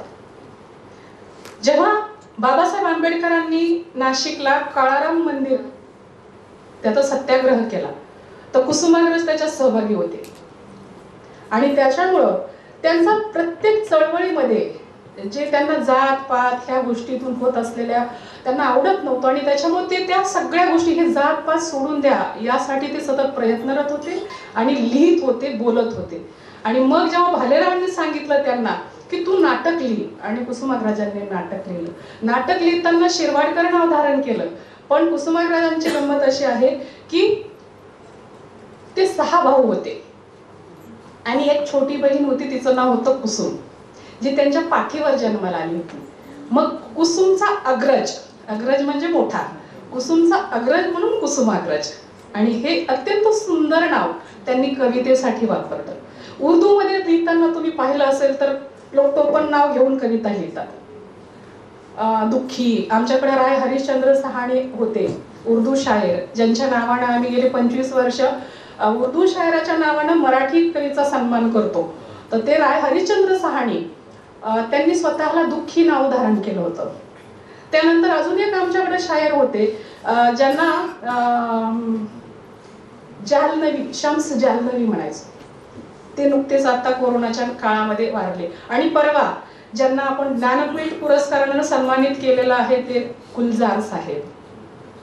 हे गुलजार नाव सुद्धा त्यांनी धारण केलेलं आहे, ओरिजिनल त्यांचं नाव दुसरं आहे. तर असेही आता आम्ही आपले मराठीतले अजून ग्रेस, यांचंही नाव माणिक गोडघाटे, वेगळं नाव आहे पण त्यांनी ग्रेस, कारण ग्रेस नावाची हिरोईन त्यांना खूप आवडत होती आणि ते इंग्रजीच्या विषयाची गोडी ठेवून असल्यामुळं प्रत्येक आपण नाही का एखाद्या आपल्याला आवडत असेल, आयडॉल असेल तर आपण सारखं ते, आणि मग त्यांनी नंतर त्यांच्या लक्षात आलं की ग्रेस आपल्याला आवडती पण भेटू शकत नाही, मग का नाही आपणच आपलं नाव ग्रेस करून टाकू, आणि त्यांनी ग्रेस नाव धारण केलं. अशा कितीतरी गोष्टी आहेत मराठी साहित्यामध्ये आणि मराठी कवितेमध्ये. त्याच्या पुढच्या काळामध्ये जराशी आपण पाहूया महानोरांच्या अगोदरच्या पिढीत, थोडंसं समकालीन म्हणूयात, महानोर शेवटच्या काळात आले, पण त्याच्या आधी शांताबाई शेळके, इंदिरा संत, नामदेव ढसाळ, त्याच्यानंतर असे कितीतरी कवी होते, दीपू चित्रे, सतीश काळसेकर, त्याच्यानंतर म्हणजे खूप कवी होते. पण नामदेव ढसाळांची कविता सगळ्यांच्या लक्षात राहिली. त्यांच्या कवितेच्या 4 ओळी तुम्हाला सांगणं फार रंजक आहे. ते काय म्हणतात बघा, विद्रोही कवी आहे नामदेव ढसाळ. ते म्हणतात, रक्तात पेटलेल्या अगणित सूर्यांनो, आजही तुमची आई बहीण विटंबिल्या जाते हटाहटातून. रक्तात पेटलेल्या अगणित सूर्यानो, आजही तुमची आई बहीण विटंबिली जाते हटाहटातून. आणि मवाल्यासारखी माजलेले उन्मत्त हिरो आजही मेणबत्ती सारखे जाळतात माणसं चौका चौकातून. अरे कोरभर भाकरी आणि पसाभर पाणी याचा अट्टहास केला तर फिरवला जातो नांगर तुमच्या घरादारावरून. मोठी कविता आहे, पण नामदेव ढसाळ ह्या कवितेमुळे मला आवडले. म्हणजे इतकं खरं, इतकं सडेतोड, इतकं निर्भीड ह्या सिस्टम बद्दल बोलणं गरजेचं असताना बोलू दिल्या गेलं नव्हतं. आणि नामदेव ढसाळांची जर तुम्ही गोलपीठा पाहिली किंवा आणखी कोणत्याही कविता जर तुम्ही पाहिल्या तर त्या अप्रतिम मेंदूला झिंझिने आणणाऱ्या आहेत. एवढ्या सुंदर कविता. त्या काळामध्ये इंदिरा संतांची कविता जर पाहिली भावकाव्याच्या अंगाने जाणारी आहे. शांताबाईंची कविता तुम्ही गाण्यांमधून ऐकलं असेल शांताबाईंना. खरं तर शांताबाईंना आपण रोज ऐकत असतो, फक्त आपल्याला माहित नसतं की ह्या शांताबाईच्या कविता आहेत. हे बऱ्याच कवींच्या संदर्भात होतं. शांताबाईंची एक कविता आहे, हा सुंदर सिनेमाचं गाणं आहे ते. दिसते मजला सुख चित्र नवे, मी संसार माझा रेखिते. दिसते मजला सुख चित्र नवे. म्हणजे ते खूप सुंदर कविता. मी त्यांच्या मागचं वर्ष शांताबाईंचं जन्मशताब्दी वर्ष होतं आणि मी कुलगुरू साहेबांना आता त्यांचा अंक दिलाय. तो विशेष अंक मी शांताबाई शेळकेंवर केला होता. आणि त्यावेळेला त्यांच्या कविता आणि त्यांचं जगणं आणि त्यांच्या साहित्याचे प्रकार पाहताना मी भारावून गेले होते की एक बाई एवढं सगळं कसं लिहू शकते. खरं तर ह्या सगळ्यांच्या पाठीमागं खूप मोठी प्रेरणा होती. त्या माटे सरांच्या थेट विद्यार्थिनी होत्या. त्या प्र के अत्रेंच्या सोबत त्यांनी मुंबईमध्ये पत्रकार म्हणून काम केलं होतं. आणि प्र के अत्रेंनी एकदा त्यांचा एक किस्सा सांगण्यासारखा आहे की शांताबाईला ते काय म्हणायचे की एकाच वेळी प्र के अत्रे खूप काम करायचे. इकडे उभं असायचं, त्याला सांगायचे अग्रलेखाचं हे, दुसऱ्याला काहीतरी सूचना द्यायचे, तिसऱ्याला काहीतरी, असं एका वेळी खूप काम करायचे. तर शांताबाई त्यांच्याकडं त्यांनी बोलून घेतलं होतं की तू काम कर इथं पत्रकार म्हणून. आता ह्यांना अगोदर लेखक म्हणून लिहायची सोय होती, यांना पत्रकार म्हणून दिला विषय की लिहा असं नव्हतं जमत. तर त्या काही केलं त्यांना जमूच नाही लागलं. बरं नेलं कच्च मच्च असलं की अत्रे साहेब त्याच्यावर अशी रेष मारायचे, दुसरं लिह म्हणायचे. मग त्यांना वैताग यायचा की मी एवढा मेहनतीनं विचार करून करून लिहिलं, हे सरळ रेष मारतात आणि परत लिह म्हणतात. मग एक दिवस वैतागून त्या काय उभ्या राहिल्या त्यांच्या समोर आणि म्हटल्या, साहेब मला काही लिहिता येत नाही, मला काही हे जमणार नाही. त्यांनी एकच वाक्य त्यांच्यासाठी वापरलं होतं, हे नाटकं करायचे नाहीत, लिही म्हटलं की लिहायचं. कसं लिहिता येत नाही तुला, पुस्तक घेऊन तू लिहायला बस, आपोआप जमेल. आणि तेव्हा साहेबांना सगळेच घाबरायचे आणि ते म्हणतात म्हणजे जाऊ बी देत नाहीयेत आणि लिहू पण, म्हणजे लिहायचं म्हणजे सक्तीच झाली. तेव्हा त्यांनी लिहायला जी सुरुवात केली तर त्यांनी हर प्रकारचं वाङ्मय केलं. इतकंच काय, ललित वाङ्मय तर लिहिलं, पण आपण उपयोगी साहित्य जे आहे त्या साहित्याला दुय्यम समजतो ना. 10वीच्या अभ्यासक्रमाच्या साठी वापरलेले नवनीत सुद्धा त्यांनी लिहिले होते. 10वीचे मुलं जे मार्गदर्शक म्हणून वापरतात आणि बऱ्याचदा फाडून इकडं तिकडं खोचून सोबत घेऊन जातात, ते नवनीत सुद्धा बाईंनी लिहिले होते. आणि एवढं म्हणजे एक लेखकाने ठरवलं तर तो सगळे वाङ्मय प्रकार लिहू शकतो, हे शांताबाईकडे पाहिल्यानंतर आपल्या लक्षात येत आहे. शांताबाईंनी खूप सुंदर असं लेखन केलेलं आहे. आमच्या भागामध्ये हिंगोलीला एक भम परसवाळे नावाचे कवी आहेत. सरांची आता वयाची 95-96 वर्ष चालू असेल. त्यांचे मोजून 2 कविता संग्रह आलेत, पण एवढं जबरदस्त लिहिलंय, एवढं जबरदस्त लिहिलंय त्यांनी. एका कवितेमध्ये असं लिहिलंय, हे कोणते परिवर्तन, हे कोणते परिवर्तन, हिऱ्यांच्या शेजारी हिऱ्यांचीच रचना आणि दगडा शेजारी दगड मांडताहेत लोक जागजागी, हे कोणते परिवर्तन. हे तर सोडा, पण त्यांच्या पुस्तकावर मी आता मध्यंतरी लिहित असताना इतक्या कविता सुंदर होत्या की मला असं वाटलं हे माणसानं आणखी काही, आपल्याला वाटतं ना की 10 पुस्तकं यावी, 5-15 पुस्तके, काही नाही लिहिलं तरी चालतं, एवढं सुंदर त्यांनी त्या 2 संग्रहामध्ये मोजकं लिहिलेलं आहे. कवितेचा प्रवास असा निखंड चालू राहिला, आजपर्यंत तो आहे. मधल्या काळात अनेक कवींनी खूप त्यात भर घातली. अलीकडचे कवीही खूप छान लिहित आहेत, पण अलीकडच्या कवींच्या कवितांमध्ये खूप मजा आहे. आता आमच्या सरांनी विज्ञानाचं सांगितलं की विज्ञानाला वा कोणी विचारत नाही, कोणी वाचत नाही, भितात, घाबरतात. तुम्हाला सांगितलं पाहिजे सर, त्या भयकथा वाचून वाचून आम्ही अजून आमच्या डोक्यातलं ते भूत गेलेलं नाहीये. लहानपणी इतक्या भयकथा वाचल्या की नंतर म्हणजे ते भयकथेचं पुस्तक हातात घेतलं की वाटतं नको यार, हे डेंजर आहे, झोपी सुद्धा जागा करीन आपल्याला. आणि म्हणून भयकथा याचा परिणाम आपल्यावर तर झालाच झाला, पण विज्ञान कथांच्या सोबत अलीकडं खूप चांगलं लेखन येत आहे. एक आत्ता 2 वर्षापूर्वी मला एक पुस्तक आलं होतं पोस्टानं, आणि त्याच्यामध्ये एवढ्या भन्नाट गोष्टी होत्या.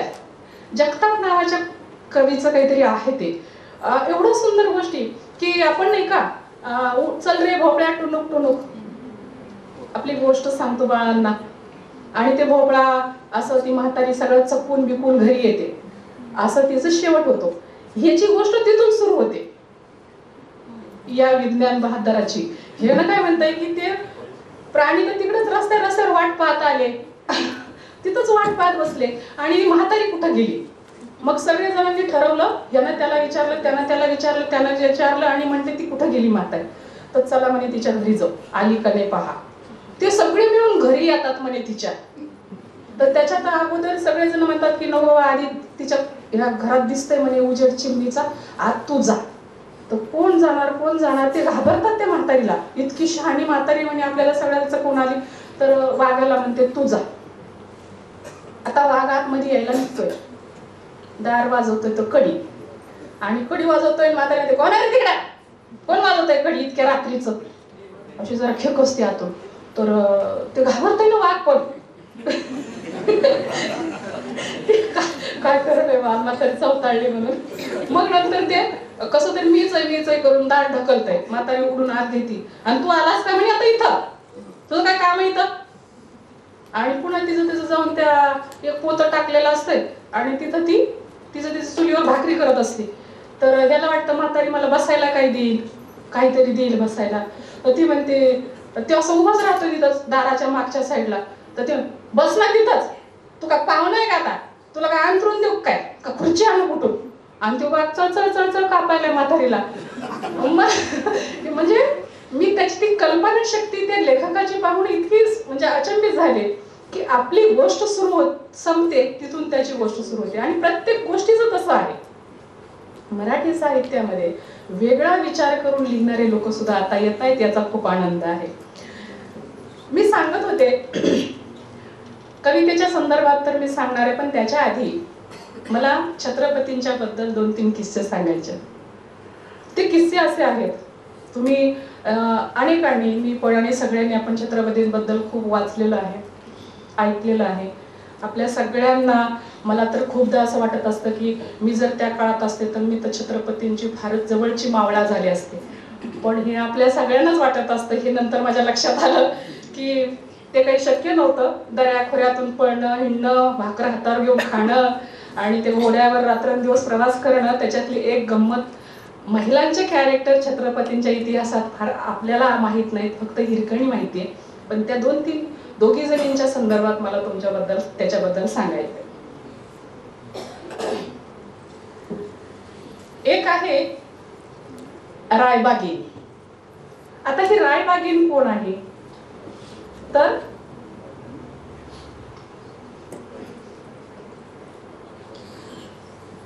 आपल्याला माहिती आहे की सुरतेवर छत्रपतींनी 3दा छापा टाकला, मोजून 3दा. दुसऱ्या वेळची ही घटना आहे. जेव्हा दुसऱ्या वेळेला छत्रपतींनी सुरतेवर छापा टाकला आणि ती सगळी लूट वगैरे घेऊन ते परतीच्या प्रवासात होते, त्यावेळेला मुघलांचं सैन्य बऱ्हाणपूरच्या मार्गानं सुरतेच्या संरक्षणासाठी येत आहे अशी त्यांना खबर लागली. आणि त्याच वेळेला त्यांनी काय केलं की ती जी लूट होती, जे मिळालेला ऐवज होता, काही लोकांच्या सोबत रायगडाकडे पाठवून दिला. आणि ते जरा गतीनं पाठवलं, आणि ते सुद्धा पाठीमागून येत होते. पण वनी दिंडोरी नावाच्या नाशिक जवळच्या गावाजवळ मुघलांच्या सैन्याने त्याला गाठलं आणि तिथं युद्ध झालं. आता समोरासमोर आलेला शत्रू आणि शिवाजी महाराज स्वतः तिथं असताना त्यांनी स्वतःच्या दोन्ही हातात दांडपट्टे चढवून ते पट्टा लावून ते लढाई करत होते. तो इतका जोश होता त्यांच्या लढाईमध्ये, इतका आवेश होता की जे लढणारे त्यांचं सैन्य होतं ते पाहून त्यांना अजूनच हुरूप आला आणि मुघलांच्या सैन्याचा पराभव झाला. मग आता पुन्हा घोडे हत्ती मिळाले आणि शस्त्र सापड भेटलं त्या लढाईमधलं. मग ते सगळं घेऊन ते पुन्हा नाशिक जवळून कोकणामध्ये खालच्या मार्गाने उतरले की आता आपण असं जाऊया. आणि तिथं उतरत असताना एक देशमुखाची, दिवंगत देशमुखाची, म्हणजे हा दिवंगत देशमुख कोण होता तर औरंगजेबाचा जहागीरदार होता. लढाईमध्ये त्या देशमुखाचं ते कामी आला, म्हणजे निधन झालं. आणि त्यावेळेला ही देशमुखीन बाई त्या नवऱ्यासोबत होती. जेव्हा तिचा नवरा तिथं धारातीर्थी पडला तर तिनं हातात शस्त्र घेऊन सैन्याच्या सोबतीनं तो लढा चालू ठेवला होता. आणि मग तिनं ही गोष्ट जेव्हा औरंगजेबाला कळाली तर औरंगजेबानं तिला रायबागीर नावाची पदवी दिली.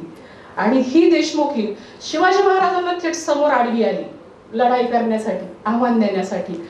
आता शिवाजी महाराजांनी पाहिलं ही त्यांच्या आयुष्यातली बाईसोबत समोरासमोर झालेली पहिली लढाई. कारण आतापर्यंत आपण पाहिलंय की स्त्रियांसोबत कधी महाराजांनी लढाई केली नव्हती, पण ही रायबागीर समोर आली. आणि समोर आल्यानंतर गंमत अशी झाली की आता ह्यांना वाटलं की आता हिच्याशी काय कसं लढाई करायची.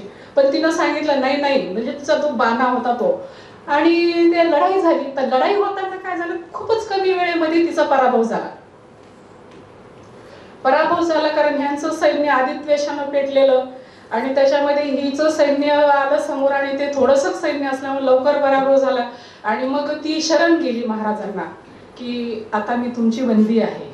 तेव्हा महाराजांनी तिला अभय दिलं, तिची जहागिरी तिला शाबूत ठेवली आणि चोळी बांगडीचा आहेर देऊन तिचा सत्कार केला. शिवाजी महाराजांच्या ध्येय धोरणांच्या संदर्भात स्त्रियांचा जो होत असलेला आदर आहे, जो आपण नेहमी पाहिलाय.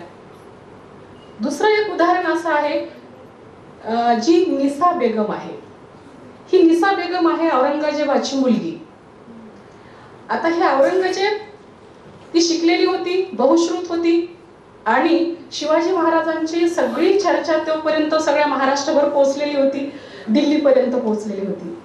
तिथं गेल्यानंतर काय झालं की जेव्हा आग्र्याला आपल्या अबुजांच्या जन्मदिवसाच्या दिवशी स्वतः शिवाजी महाराज भेटीला येणार आहेत ही जेव्हा बातमी सगळ्यांना कळाली तर त्यांच्या जनानखानातल्या सगळ्या स्त्रिया पडद्याच्या मागे बसून शिवाजी महाराजांना पाहण्यासाठी थांबल्या होत्या. कारण यांचं एवढं काय काय ऐकलं होतं की कसा शिवाजी आहे हे बघण्याची उत्सुकता त्या सगळ्यांमध्ये होती. जेव्हा तिनं दरबारामध्ये पडद्याच्या मागून शिवाजी महाराजांना बघितलं आणि त्यांचं जे काही करारी बाणा, रुबाब, जो काही तेजपुंज चेहरा हे सगळं जे पाहिलं, तिला असं नाही का आपल्याला नेहमीच हिरो कसा आवडतो, कॉलेजच्या मुली जर पाहिलं तर तुम्ही नेहमी गुंड पोरांच्या नादी लागतात आहे की नाही, किंवा शूरवीर पोरांच्या नादी लागतात. फार अभ्यासू मुलांच्या नादी कुणी लागत नाही, याला काही कळत नाही मग.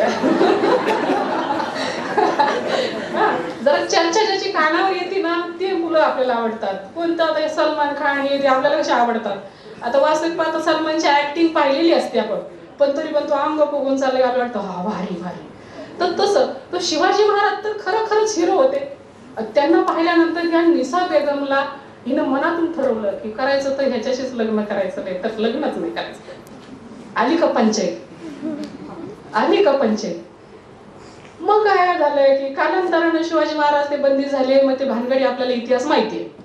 मग नंतर कालांतरानं तिच्या वडिलाला जेव्हा तिने हे सगळं सांगितलं, शिवाजी महाराजांकडे हा निरोप घेऊन त्यांचा दूध गेला सुद्धा, पण त्याच्यात अट अशी टाकलेली होती की तुम्ही इस्लाम धर्म स्वीकार करा तर आमची शहजादी तुमच्यासोबत निकाह करण्यास तयार आहे. आता शिवाजी महाराजांना हे शक्य होतं का मान्य होणं, ते मान्य झालं नाही. आणि मग जे व्हायचं ते झालं. निसा बेगम अविवाहित राहिली कायमस्वरूपी. पुढच्या काळामध्ये शिवाजी महाराजांच्या मृत्यूनंतर जेव्हा औरंगजेबानं संभाजी राजांना पकडलं, त्यांचा वध केला, आणि त्याच्यानंतरच्या काळामध्ये राणी येसूबाईला आणि शाहूला अटक करून नजर कैदेत ठेवलं, तेव्हा या निसा बेगमनं छत्रपतींच्या ह्या कुटुंब कबिल्याचा अत्यंत संवेदनशील मनानं काळजी घेतली, स्वतः जातीनं लक्ष दिलं. आणि तुम्ही जर बारकाईनं वाचलं असेल तर शाहू महाराजांवर तिनं पुत्रवत प्रेम केलं. शाहू महाराजांच्या लग्नामध्ये तिनं स्वतः येसूबाईंना बोलून त्यांच्याशी चर्चा करून मुलगी ठरवून लग्न लावण्यापर्यंत तिनं मदत केली. तुम्ही जर पाहिलं पुढच्या काळात शाहू महाराजांची ध्येय धोरणं तर ती फार काही मुस्लिम विरोधात नव्हती, कारण शाहू जेव्हा पकडले गेले तेव्हा खूप छोटे होते आणि ते निसा बेगमच्या सानिध्यात तिच्या प्रेमात आणि ह्या सगळ्या गोष्टींमध्ये ते खूप जवळ गेलेले होते आणि त्यांनी ही माणुसकी पाहिली होती, त्यांच्यातली सुद्धा माणुसकी पाहिली होती. म्हणून निसा बेगम हे एक त्याच्यातलं दुसरं कॅरेक्टर. आता तिसरं जे उदाहरण मी तुम्हाला सांगणार आहे छत्रपतींच्या राज्याभिषेकाच्या वेळेचं. राज्याभिषेक होता, पण अगोदर राज्याभिषेक करायचा नाही करायचा ह्याचं काही नव्हतं डोक्यात कुणाच्या. छत्रपतींच्या डोक्यात ही कल्पना आली कारण तिथून प्रतिष्ठा निर्माण होते, आपल्या शब्दाला किंमत होते, राजयोग मिळतो, राजा म्हणून एक समाजात मान्यता मिळते आणि दुसऱ्या राज्यांच्या सोबत तिचा बरोबरीचा दर्जा भेटतो त्या पत्रांना आणि त्या व्यवहाराला. म्हणून त्यांनी ते स्वीकारलं. पण त्यांच्या डोक्यात आलं, ते सगळ्यात अगोदर गेले जिजाबाईंकडं. त्यांनी तर सांगितलं की माझ्या डोक्यात अशी कल्पना आहे, काय वाटतंय तुम्हाला. जिजाबाईंनी खूप शांततेने ते सगळं ऐकून घेतलं आणि संमती दिली राज्याभिषेकासाठी. आता राज्याभिषेक करायचा, त्यांनी मग नंतर ती दरबारामध्ये त्यांच्या सहकाऱ्यांना बोलून दाखवली गोष्ट. सहकाऱ्यांनी सुद्धा संमती दिली, पण एकीकडून एक असा आवाज आला की व्रतबंध झालेला नसल्यामुळे शिवाजी महाराजांचा राज्याभिषेक होऊ शकत नाही. आता काय करायचं. या विवंचनेत असताना बाळाजी आबाजी नावाचा एक त्यांचा चिटणीस होता. त्याने एक आयडिया काढली की त्यावेळेला गागा भट्ट पैठणला आलेले होते धर्म परिषदेसाठी. त्यांनी सांगितलं की काशीचे गागा भट्ट पैठणला आलेत, आपण ते फार विद्वान आहेत, त्यांना बोलवून घेऊ आणि त्यांना सल्ला विचारू, ते काहीतरी मार्ग काढतील. मग ते निरोप गेला, त्यांना सादर आमंत्रित केलं आणि त्याच वेळेला सगळ्या आजूबाजूच्या विद्वान लोकांनाही बोलवलं आणि ती सभा झाली. त्या सभेतून गागा भट्टांनी एक गोष्ट सांगितली की शिवाजी महाराज ज्या कुळातून आलेत त्यांच्या वंशावळीमध्ये अगोदरच्या काळात एक शिसोदे नावाचा राजा होता आणि तो शिसोदे नावाचा राजा असल्यामुळे शिवाजी महाराज हे राजघराण्यातूनच आलेले आहेत, त्याच्यामुळे त्यांना राज्याभिषेक करण्यात काही अडचण नाही. आता गागा भट्टांनी ही संमती दिल्यामुळे सगळे जल्लोषानं तयारीला लागले की ठीक आहे, आपण मग आता काही अडचण दूर झाली आणि राज्याभिषेकाची जोमात तयारी सुरू झाली. राज्याभिषेक झाला, सगळे ते आनंदात होते आणि आनंदात असतानाच राज्याभिषेक 6 जून 1674 ला राज्याभिषेक झाला. त्याच्यानंतर अवघ्या काही दिवसात 1-2-3 दिवसात राजमाता जिजाऊ पोटाच्या विकारानं आजारी पडल्या आणि 19 जून 1674 ला त्यांचं त्याच आजारात दुःखद निधन झालं. म्हणजे राज्याभिषेकाच्या नंतर फक्त 12 दिवसांनी राजमातांचं निधन झालं. शिवाजी महाराज किती मातृभक्त होते हे आपल्या सगळ्यांना माहिती आहे, कारण जेव्हा शहाजी राजे वारले आणि जिजाबाई सती जाण्यासाठी निघाल्या तेव्हा रात्रभर आईचा पाय धरून आईच्या पायथ्याशी बसून ते तुम्हीच नसाल तर आम्ही कशासाठी जगावं असं म्हणून आक्रोश करत राहिले. आता अशा वेळेला जेव्हा आई गेलीये ही गोष्ट त्यांना सहन झाली नाही. हे राज्य आपण तिच्या बळावर केलं, तिच्यासाठी केलं, ना आता आई गेलीये, राज्याभिषेक होऊन म्हणजे ते सुखच त्यांना लाभलं नाही. ते उलट इतके दुःखात बुडाले तर 4 महिने ते गादीवर बसले नाही, 4 महिने महालातून बाहेर आले नाही. सगळे त्यांचे सहकारी आणि सगळे मंत्रीगण त्यांना पुन्हा पुन्हा जाऊन समजावत राहिले की हे राज्य व्हावं, हे स्वराज्य व्हावं, हे मातोश्रींची इच्छा होती आणि ते तुम्ही केलं पाहिजे.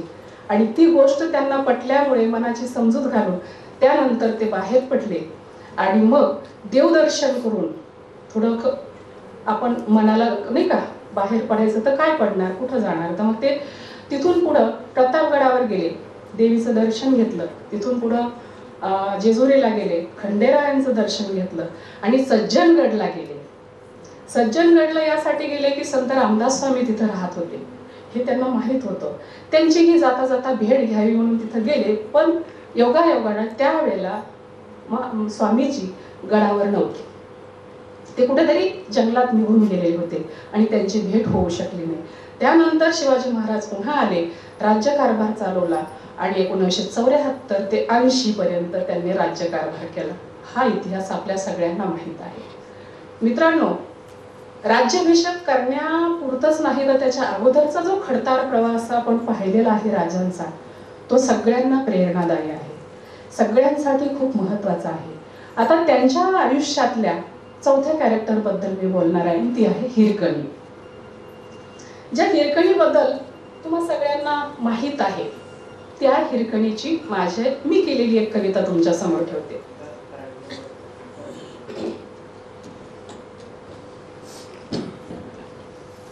आणि 1-2 कवितांनी मी समारोप करते. हिरकणी कविता. हिरा, तूच खरी संस्कृतीची वारस, फाटक्या संसाराची लिपछाप करताना कड्या इतकी तुझी उत्तुंग उंची हिरकणी नावाच्या अलौकिक इतिहासालाही तोलता आली नाही. चुलीची सरपणकाडी, पहाटेचं सडा सारवण आणि संध्याकाळच्या तुळशी दिव्यासकट दुभत्या गुराढोरांची तुला काळजी होती. सासूरवासी नसल्यामुळेच रायगडावर दहीदूध विकताना बुडालेल्या सूर्याचं आणि गडाच्या वाटा बंद करणाऱ्या तटबंदीचंही तुला राहिलं नाही भान. पोटच्या लेकरासाठी उरातल्या काळोखाने हंबरलीस, कासावीस झालीस, तेव्हा तांढ्याला पाजण्यासाठी तुझ्या पाहण्यालाच खरी भूक लागली होती. मरण वेदनेला न जुमानता कड्यावरून उडी घेण्याचं धाडस तुझ्या मातृत्वाने केलं आणि खना नारळाने उटी भरून राजवाड्यानं तुझं केलेलं तेव्हाच ते कौतुक माझ्या 6 वारी लुगड्याला पेलवत नाही ग, माझ्या 6 वारी लुगड्याला पेलवत नाही. परवा जिल्हा परिषदेनं सरकारी धोरणात बालकांच्या आरोग्यासाठी स्तनपान सप्ताह साजरा केला. ती हिरकणी गडावरून बाळाला पाजण्यासाठी उतरणारी आणि आम्ही अलीकडच्या परवा जिल्हा परिषदेनं सरकारी धोरणात बालकांच्या आरोग्यासाठी स्तनपान सप्ताह साजरा केला. आयांनो, लेकरांना अंगावर पाजा, आईच्या दुधाला पर्याय नाही, ही जीवघेणी अक्षरं खडूने फळ्यावर लिहिताना तुझ्या वाघीण काळजाची आठवण झाली काल कविता शिकविताना. आईची वेदना माझ्या डोळ्याच्या कड्या कपारीतून वाहत आली. माय हिरकणे, तुझा पाना मला दे, तुझा पाना मला दे. आणि खूप बोलत गेले पण मी सांगत होते की अलीकडच्या कवितांमध्ये मोबाईलमुळं, फेसबुकमुळं, मीडियामुळं इतके इंग्रजी शब्द येत आहेत आमच्या कवितांमधून की खूपच जास्त. विनोदी कविता जर तुम्ही पाहिल्या असाल तर त्याच्यामध्ये खूपच असतंय की मी सॉफ्टवेअर, तू काय, तू हे, तू ते, हे माऊस, ते हे. म्हणजे मंगेश पाडगावकरांनी लिहिलं होतं की तुमचं आमचं सेम असतं, प्रेम म्हणजे प्रेम असतं, तुमचं आमचं सेम असतं. पण आताचा जो कवी आहे आमचा अलीकडचा बऱ्यापैकी येत असलेला, तो त्या सॉफ्टवेअरमध्ये तू अशी सॉफ्टवेअर सारखी पसरलेली आणि मी काहीतरी झालेलो, असं बऱ्याच कविता आहे. मला इतकं मजेशीर वाटतं की हे सगळं अलीकडच्या लोकांची भाषा, मीडियाची भाषा, त्यांच्या भाषेत तू नेटवर्कच्या बाहेर, हे इकडं ते तिकडं असं काहीतरी चालू असतं. म्हणजे जी मराठी कविता सूचकता, चिन्हांकित याच्यामध्ये होती, म्हणजे काय म्हणू आपण, सांकेतिकतेमध्ये होती, आम्ही सूचक बोलत होते. आमच्या आधीची पिढी सांगायची गरज नव्हती मला तुझ्यावर प्रेम आहे. आमच्या आजीनं, आमच्या वडिलांनी असं आईला कधी सांगितलं नाही की miss you, I love you वगैरे असलं कधी काही झालं नव्हतं. पण त्यांचं निखळ प्रेम होतं आणि ते खूप वर्ष टिकलं. एवढं मिस यू करते आणि 2 घंट्यात प्रेम संपून जाते. रात्री मिस यू असतंय मोबाईलवर ते, आणि दुसऱ्या दिवशी सकाळी काय तर ब्रेकअप झालेलं असतं. तर हे इतकं उदंड वाहत असलेलं प्रेम हे भयंकर आहे. आणि त्याच्यामुळं माणसानं सतत साधेपणानं जगण्याकडं स्वतःला जोडून घेण्याचा प्रयत्न केला पाहिजे. माझ्या एका कवितेनं मी समारोप करते. खरं तर 1 तासाचा वेळ वाढवलाय आणि माझ्याकडून वेळ नको व्हायला. मी जे संदर्भ दिले ना, हे एक हे पुस्तक आहे. हां, याच्यामध्ये काहीही तुम्हाला वाटलं तर माझ्याशी तुम्ही कुणीही बोलू शकता. काय आहे, आपल्याकडे इतिहासावर बोलायचं म्हटलं तर आपल्याला उगाचच भीती वाटत असते, पण आपल्याला आपलं काम आहे, आपलं कर्तव्य आहे की आपण व्यवस्थित आणि नीटनेटका इतिहास समाजासमोर आणला पाहिजे. छत्रपती शिवाजी महाराज संक्षिप्त चरित्र ह्याची प्रथम आवृत्ती 1927ला आलेली आहे. लेखक आहेत त्याचे कृष्णनाव अर्जुन केळुस्कर आणि साकेत प्रकाशनानं त्याची आवृत्ती आता 2022 मध्ये केलेली आहे.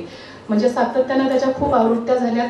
हे खरं तर खूप मोठं म्हणजे 500च्या वरती पानं असलेलं ते पुस्तक आहे, पण त्याची आता छोटी आवृत्ती लोकांना सहज वाचता यावी आणि हाताळता यावी म्हणून छोटी पण आवृत्ती केलेली आहे. त्यांची पण अर्जुन केळुस्करांनीच केलेली आहे, दोनही त्यांचीच आहेत. हे पुस्तक शाहू महाराजांना, जे छत्रपती शाहू महाराज आहेत त्यांना अर्पण केलेलं आहे. त्यांच्याकडून परवानगी घेऊन त्यांनी वाचून ऑथेंटिक सगळ्या गोष्टी हे करून हे पुस्तक छापलं गेलेलं आहे. म्हणजे त्याच्यामध्ये असलेल्या कोणत्याही गोष्टी, घटनाक्रम हा ऐकीव किंवा कुठून तरी कुणीतरी सांगितलाय आणि आपण असं नाहीये. त्याच्यामुळं काही गोष्टी ज्या आपल्याला इतिहासामध्ये इकडं वरवरच्या इतिहासामध्ये माहीत नसतात त्या अशा डीपमध्ये जाऊन आपण शोधायला हव्यात. मी सरांनी सांगितलं, दत्ता सरांनी या विद्यापीठाची पहिली विद्यार्थिनी आहे, मराठीमधलं आणि एकंदरच विद्यापीठाची विद्यार्थिनी PhDची. तो काळही खूप सुंदर होता, अर्थात आताचाही आहेच. पण माननीय माजी कुलगुरू बाबासाहेब बंडगर साहेब त्यावेळेला होते आणि टेंभुर्णीचे प्राचार्य डॉक्टर महेंद्र कदम माझे गाईड होते.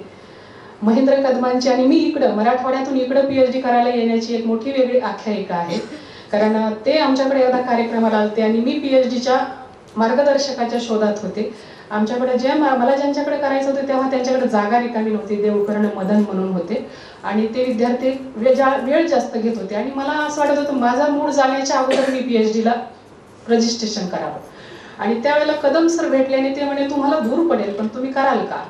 तर मला आनंद झाला की म्हटलं ठीक आहे, काही हरकत नाही.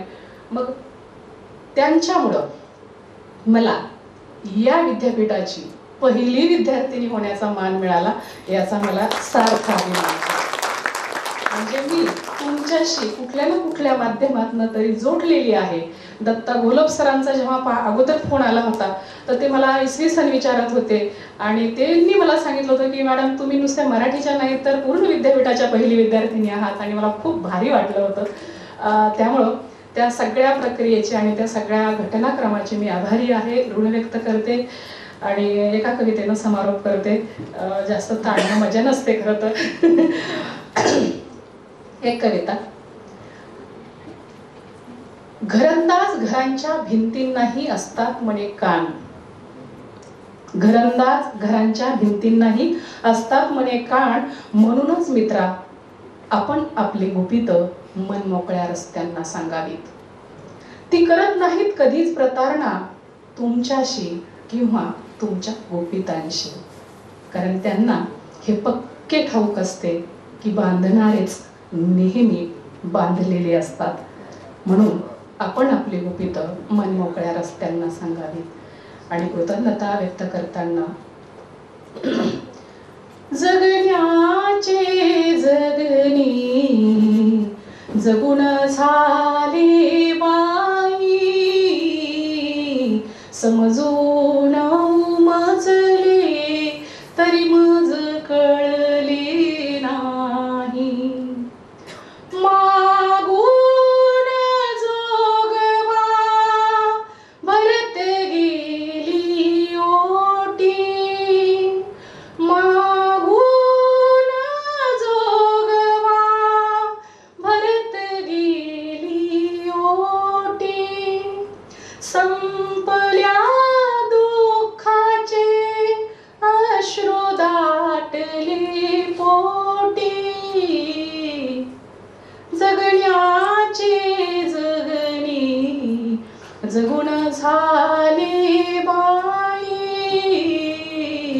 समजून मजले तरी मज कळली नाही. अवसेची होनी पुनवाली दारी, अवसेची होनी पुनवाली दारी, पांगून पसरली व्यथा संपली सारी. जगण्याचे जगणी जगून झाले बाई, समजून उमजले तरी मज कळले नाही. रंगात नाहले तरी उडाला रंग, रंगात नाहले तरी उडाला रंग, गर्दीत बुडाले तरी एकांत संग. जगण्याचे जगणी जगून झाले बाई, समजून उमजले तरी मज कळले नाही. पुण्यश्लोक अहिल्याबाई होळकर सोलापूर विद्यापीठामध्ये आज इतक्या छान पद्धतीनं आपण सगळ्यांनी मनापासून ऐकून घेतलं, दाद दिलीत त्यासाठी आणि मला आमंत्रित केलं त्यासाठी आपल्या सर्वांचे मनपूर्वक आभार व्यक्त करते. धन्यवाद. खूप खूप धन्यवाद मॅडम. कविता ही अभिव्यक्तीचं सशक्त माध्यम असते हे उलगडताना ओव्यांपासून आईच्या व्यथ्यापर्यंत एक मोठा कविता आणि कवींचा पट आपण आमच्या समोर ठेवलात. मनापासून धन्यवाद. केवळ तो शब्दातून नाही तर अतिशय उत्तम अशा आवाजातून गाण्यातून त्यांनी आपल्यापुढे मांडलेला आहे. खूप खूप धन्यवाद. कवी महानोरांचा बराचदा उल्लेख आला तर कवी महानोरांपासून आता आपण कुलगुरू डॉक्टर महानवर सरांपर्यंत येत आहोत. कार्यक्रमाला पुढे नेत असताना माननीय अध्यक्ष आजच्या कार्यक्रमाचे सन्माननीय कुलगुरू डॉक्टर प्रकाश महानवर सर यांना विनंती करते की त्यांनी अध्यक्षीय मनोगत व्यक्त करावं. आदरणीय मंच आणि तेवढेच आदरणीय आपण सर्व. आमदार मॅडमनी ते यमक जुळवलं पण ते तेवढं जुळलेलं नाही. त्याचं कारण असं की मी काही लेखक नाही, कवी नाही, एक छोटासा सायंटिस्ट आहे, त्यामुळे ते गमक बऱ्याच वेळा जुळत नाही. अगदी मोजके लोक असतात विभ्रत सरासारखे की हे यमक जुळवण्यामध्ये यशस्वी होतात.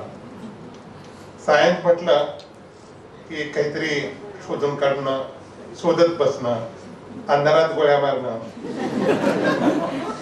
असं त्या सायंटिस्टची व्याख्या आहे. मला वाटतं मी बरेचसे विज्ञान साहित्यिकांना भेटलो आणि त्यामध्ये आपल्याच विद्यापीठातले असे महान विज्ञान साहित्यिक असावे. आणि बऱ्याच वेळा काखेत कळसा त्या म्हणीला एक साजेसं उदाहरण म्हणजे हे दोघं आहेत. म्हणजे आम्हाला एवढे चांगले वक्ते, एवढे चांगले लेखक आणि ते विज्ञानासंदर्भात लिहिणारे लोक आपल्या विद्यापीठात आहेत हे आपल्याला माहित नव्हतं. हे मला स्वतःला माहित नव्हतं. म्हणजे आपल्यात खरंच खूप चांगली आणि जगप्रसिद्ध अशी लोक आपल्या विद्यापीठातून पास आउट झालेली आहेत. मला वाटतंय एका मीटिंग मध्ये म्हणत होते की आपण विद्यापीठाची अलमनाय असोसिएशन, माजी विद्यार्थी संघटना बळकट केली पाहिजे, तेव्हाच ह्या सगळ्या गोष्टी समोर येतील. मॅडम दुसरं कसं मला असं वाटतं की तुम्ही कवी लेखक यापेक्षा तुम्ही गायिका म्हणून खूप चांगल्या तुमच्या कविता म्हणून तुमचा आवाज आणि सरांनी शोध निबंध लिहिण्यापेक्षा वाङ्मय खूप चांगलं लिहिलंय असं मला वाटतं. त्यामुळे मला वाटते हे लिखाण तुम्ही कायम चालू ठेवा आणि जरी तुमचे संशोधनावरचे निबंध प्रबंध कमी झाले तरी चालतील, पण विज्ञानाची प्रसार आणि विज्ञान अगदी तळागाळापर्यंत पोहोचवण्याचं काम या गोष्टीतून होतं. त्यामुळे हे काम तुम्ही नेहमी कंटिन्यू करा. आम्हाला त्यामध्ये कुठं काही सहभाग करता आला तर आम्हाला तुमच्या बरोबर घ्या, आम्ही त्यामध्ये येऊ. मराठी, आपण सगळे मराठी आहोत. मला वाटते काही ठिकाणी मराठी असा उच्चार सुद्धा झालेला आहे आणि ही भाषा फार पूर्वीपासूनची आहे. मी एक आज्ञापत्र ऐकत होतो, मला वाटते मी त्याची एक कॉपी मला मिळेल, कारण हे तुम्ही राज्यकारभार कसा चालवावा कसा असतो याचं एक मूर्तिमंत एक छोटंसं उदाहरण म्हणजे एक प्रतिज्ञापत्र आहे. मला वाटते त्याची कॉपी विद्यापीठात असायला हरकत नाही, अगदी मोठ्या याच्यामध्ये अक्षरामध्ये लिहून लावायला हरकत नाही. सगळ्यांना माहिती आहे मराठी म्हणजे गोडवा, मराठी म्हणजे प्रेम, मराठी म्हणजे आपुलकी आणि मराठी म्हणजे महाराष्ट्र. आणि महाराष्ट्राच्या बाहेर सुद्धा मराठी बोलली जाते, अगदी देश विदेशामध्ये मराठी बोलली जाते. याचं एक अभिमान आपल्या सगळ्याला असायला हरकत नाही, कारण जगामध्ये 10व्या क्रमांकाची मराठी भाषा आहे. एक खेद एका गोष्टीचा आहे की मराठी भाषा शताउत्कर्ष त्याच्यामधून शिक्षण फार कमी लोकांची रुची राहिली. माहित नाही आपल्याला का ते गोडवा फार वाटतो, इंग्लिश मिडियम कॉन्व्हेंट आणि अजून काय काय, पण मराठीमध्ये भाषण आम्ही मराठीमध्ये शिकल्यानंतर जे काही गोष्टी तुम्ही करू शकता ते दुसऱ्या भाषेमध्ये शिकून होणार नाही, ते तितकंच करा. कारण मराठीमध्ये एकच शब्द वेगवेगळ्या उच्चाराने उच्चारल्यानंतर तुमचे भाव तुम्ही प्रदर्शित करू शकता, अशी दुसरी कुठलीही भाषा नाही. मला वाटते 22 भाषा सरांनी सांगितल्या, पण भारतामध्ये पण 22 भाषामध्ये सुद्धा मराठी अशी एक भाषा आहे की एकच शब्द फक्त उच्चार खाली वरती केल्यानंतर त्याचा भाव बदलतो, अशी म्हणजे ती एक म्हणजे मराठी भाषा. मराठी भाषेमध्ये जे काव्य आहेत अगदी खेड्यापाड्यातलं काव्य, अज्ञान असताना केलेलं काव्य आहे आणि तो साठा फार मोठा आहे. मागाशी मॅडमनी काही गोष्टीचा उल्लेख केला, अंगाई, ओव्या आपल्याला हल्ली फार कमी बघायला मिळते. मला वाटते आता इथून पुढं ओव्या बहुतेक आपल्या घरघंटीच्या बाजूला बसून आपल्या स्त्रिया म्हणायला लागतील. अशाच प्रकारचे आणखी काय काव्य म्हणजे भलरी.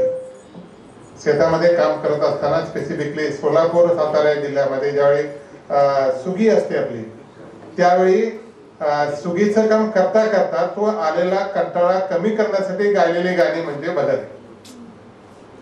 त्याचबरोबर दुसरं पूर्वी याच भागामध्ये असणारं दुसरं एक म्हणजे मोटेवरची गाणं.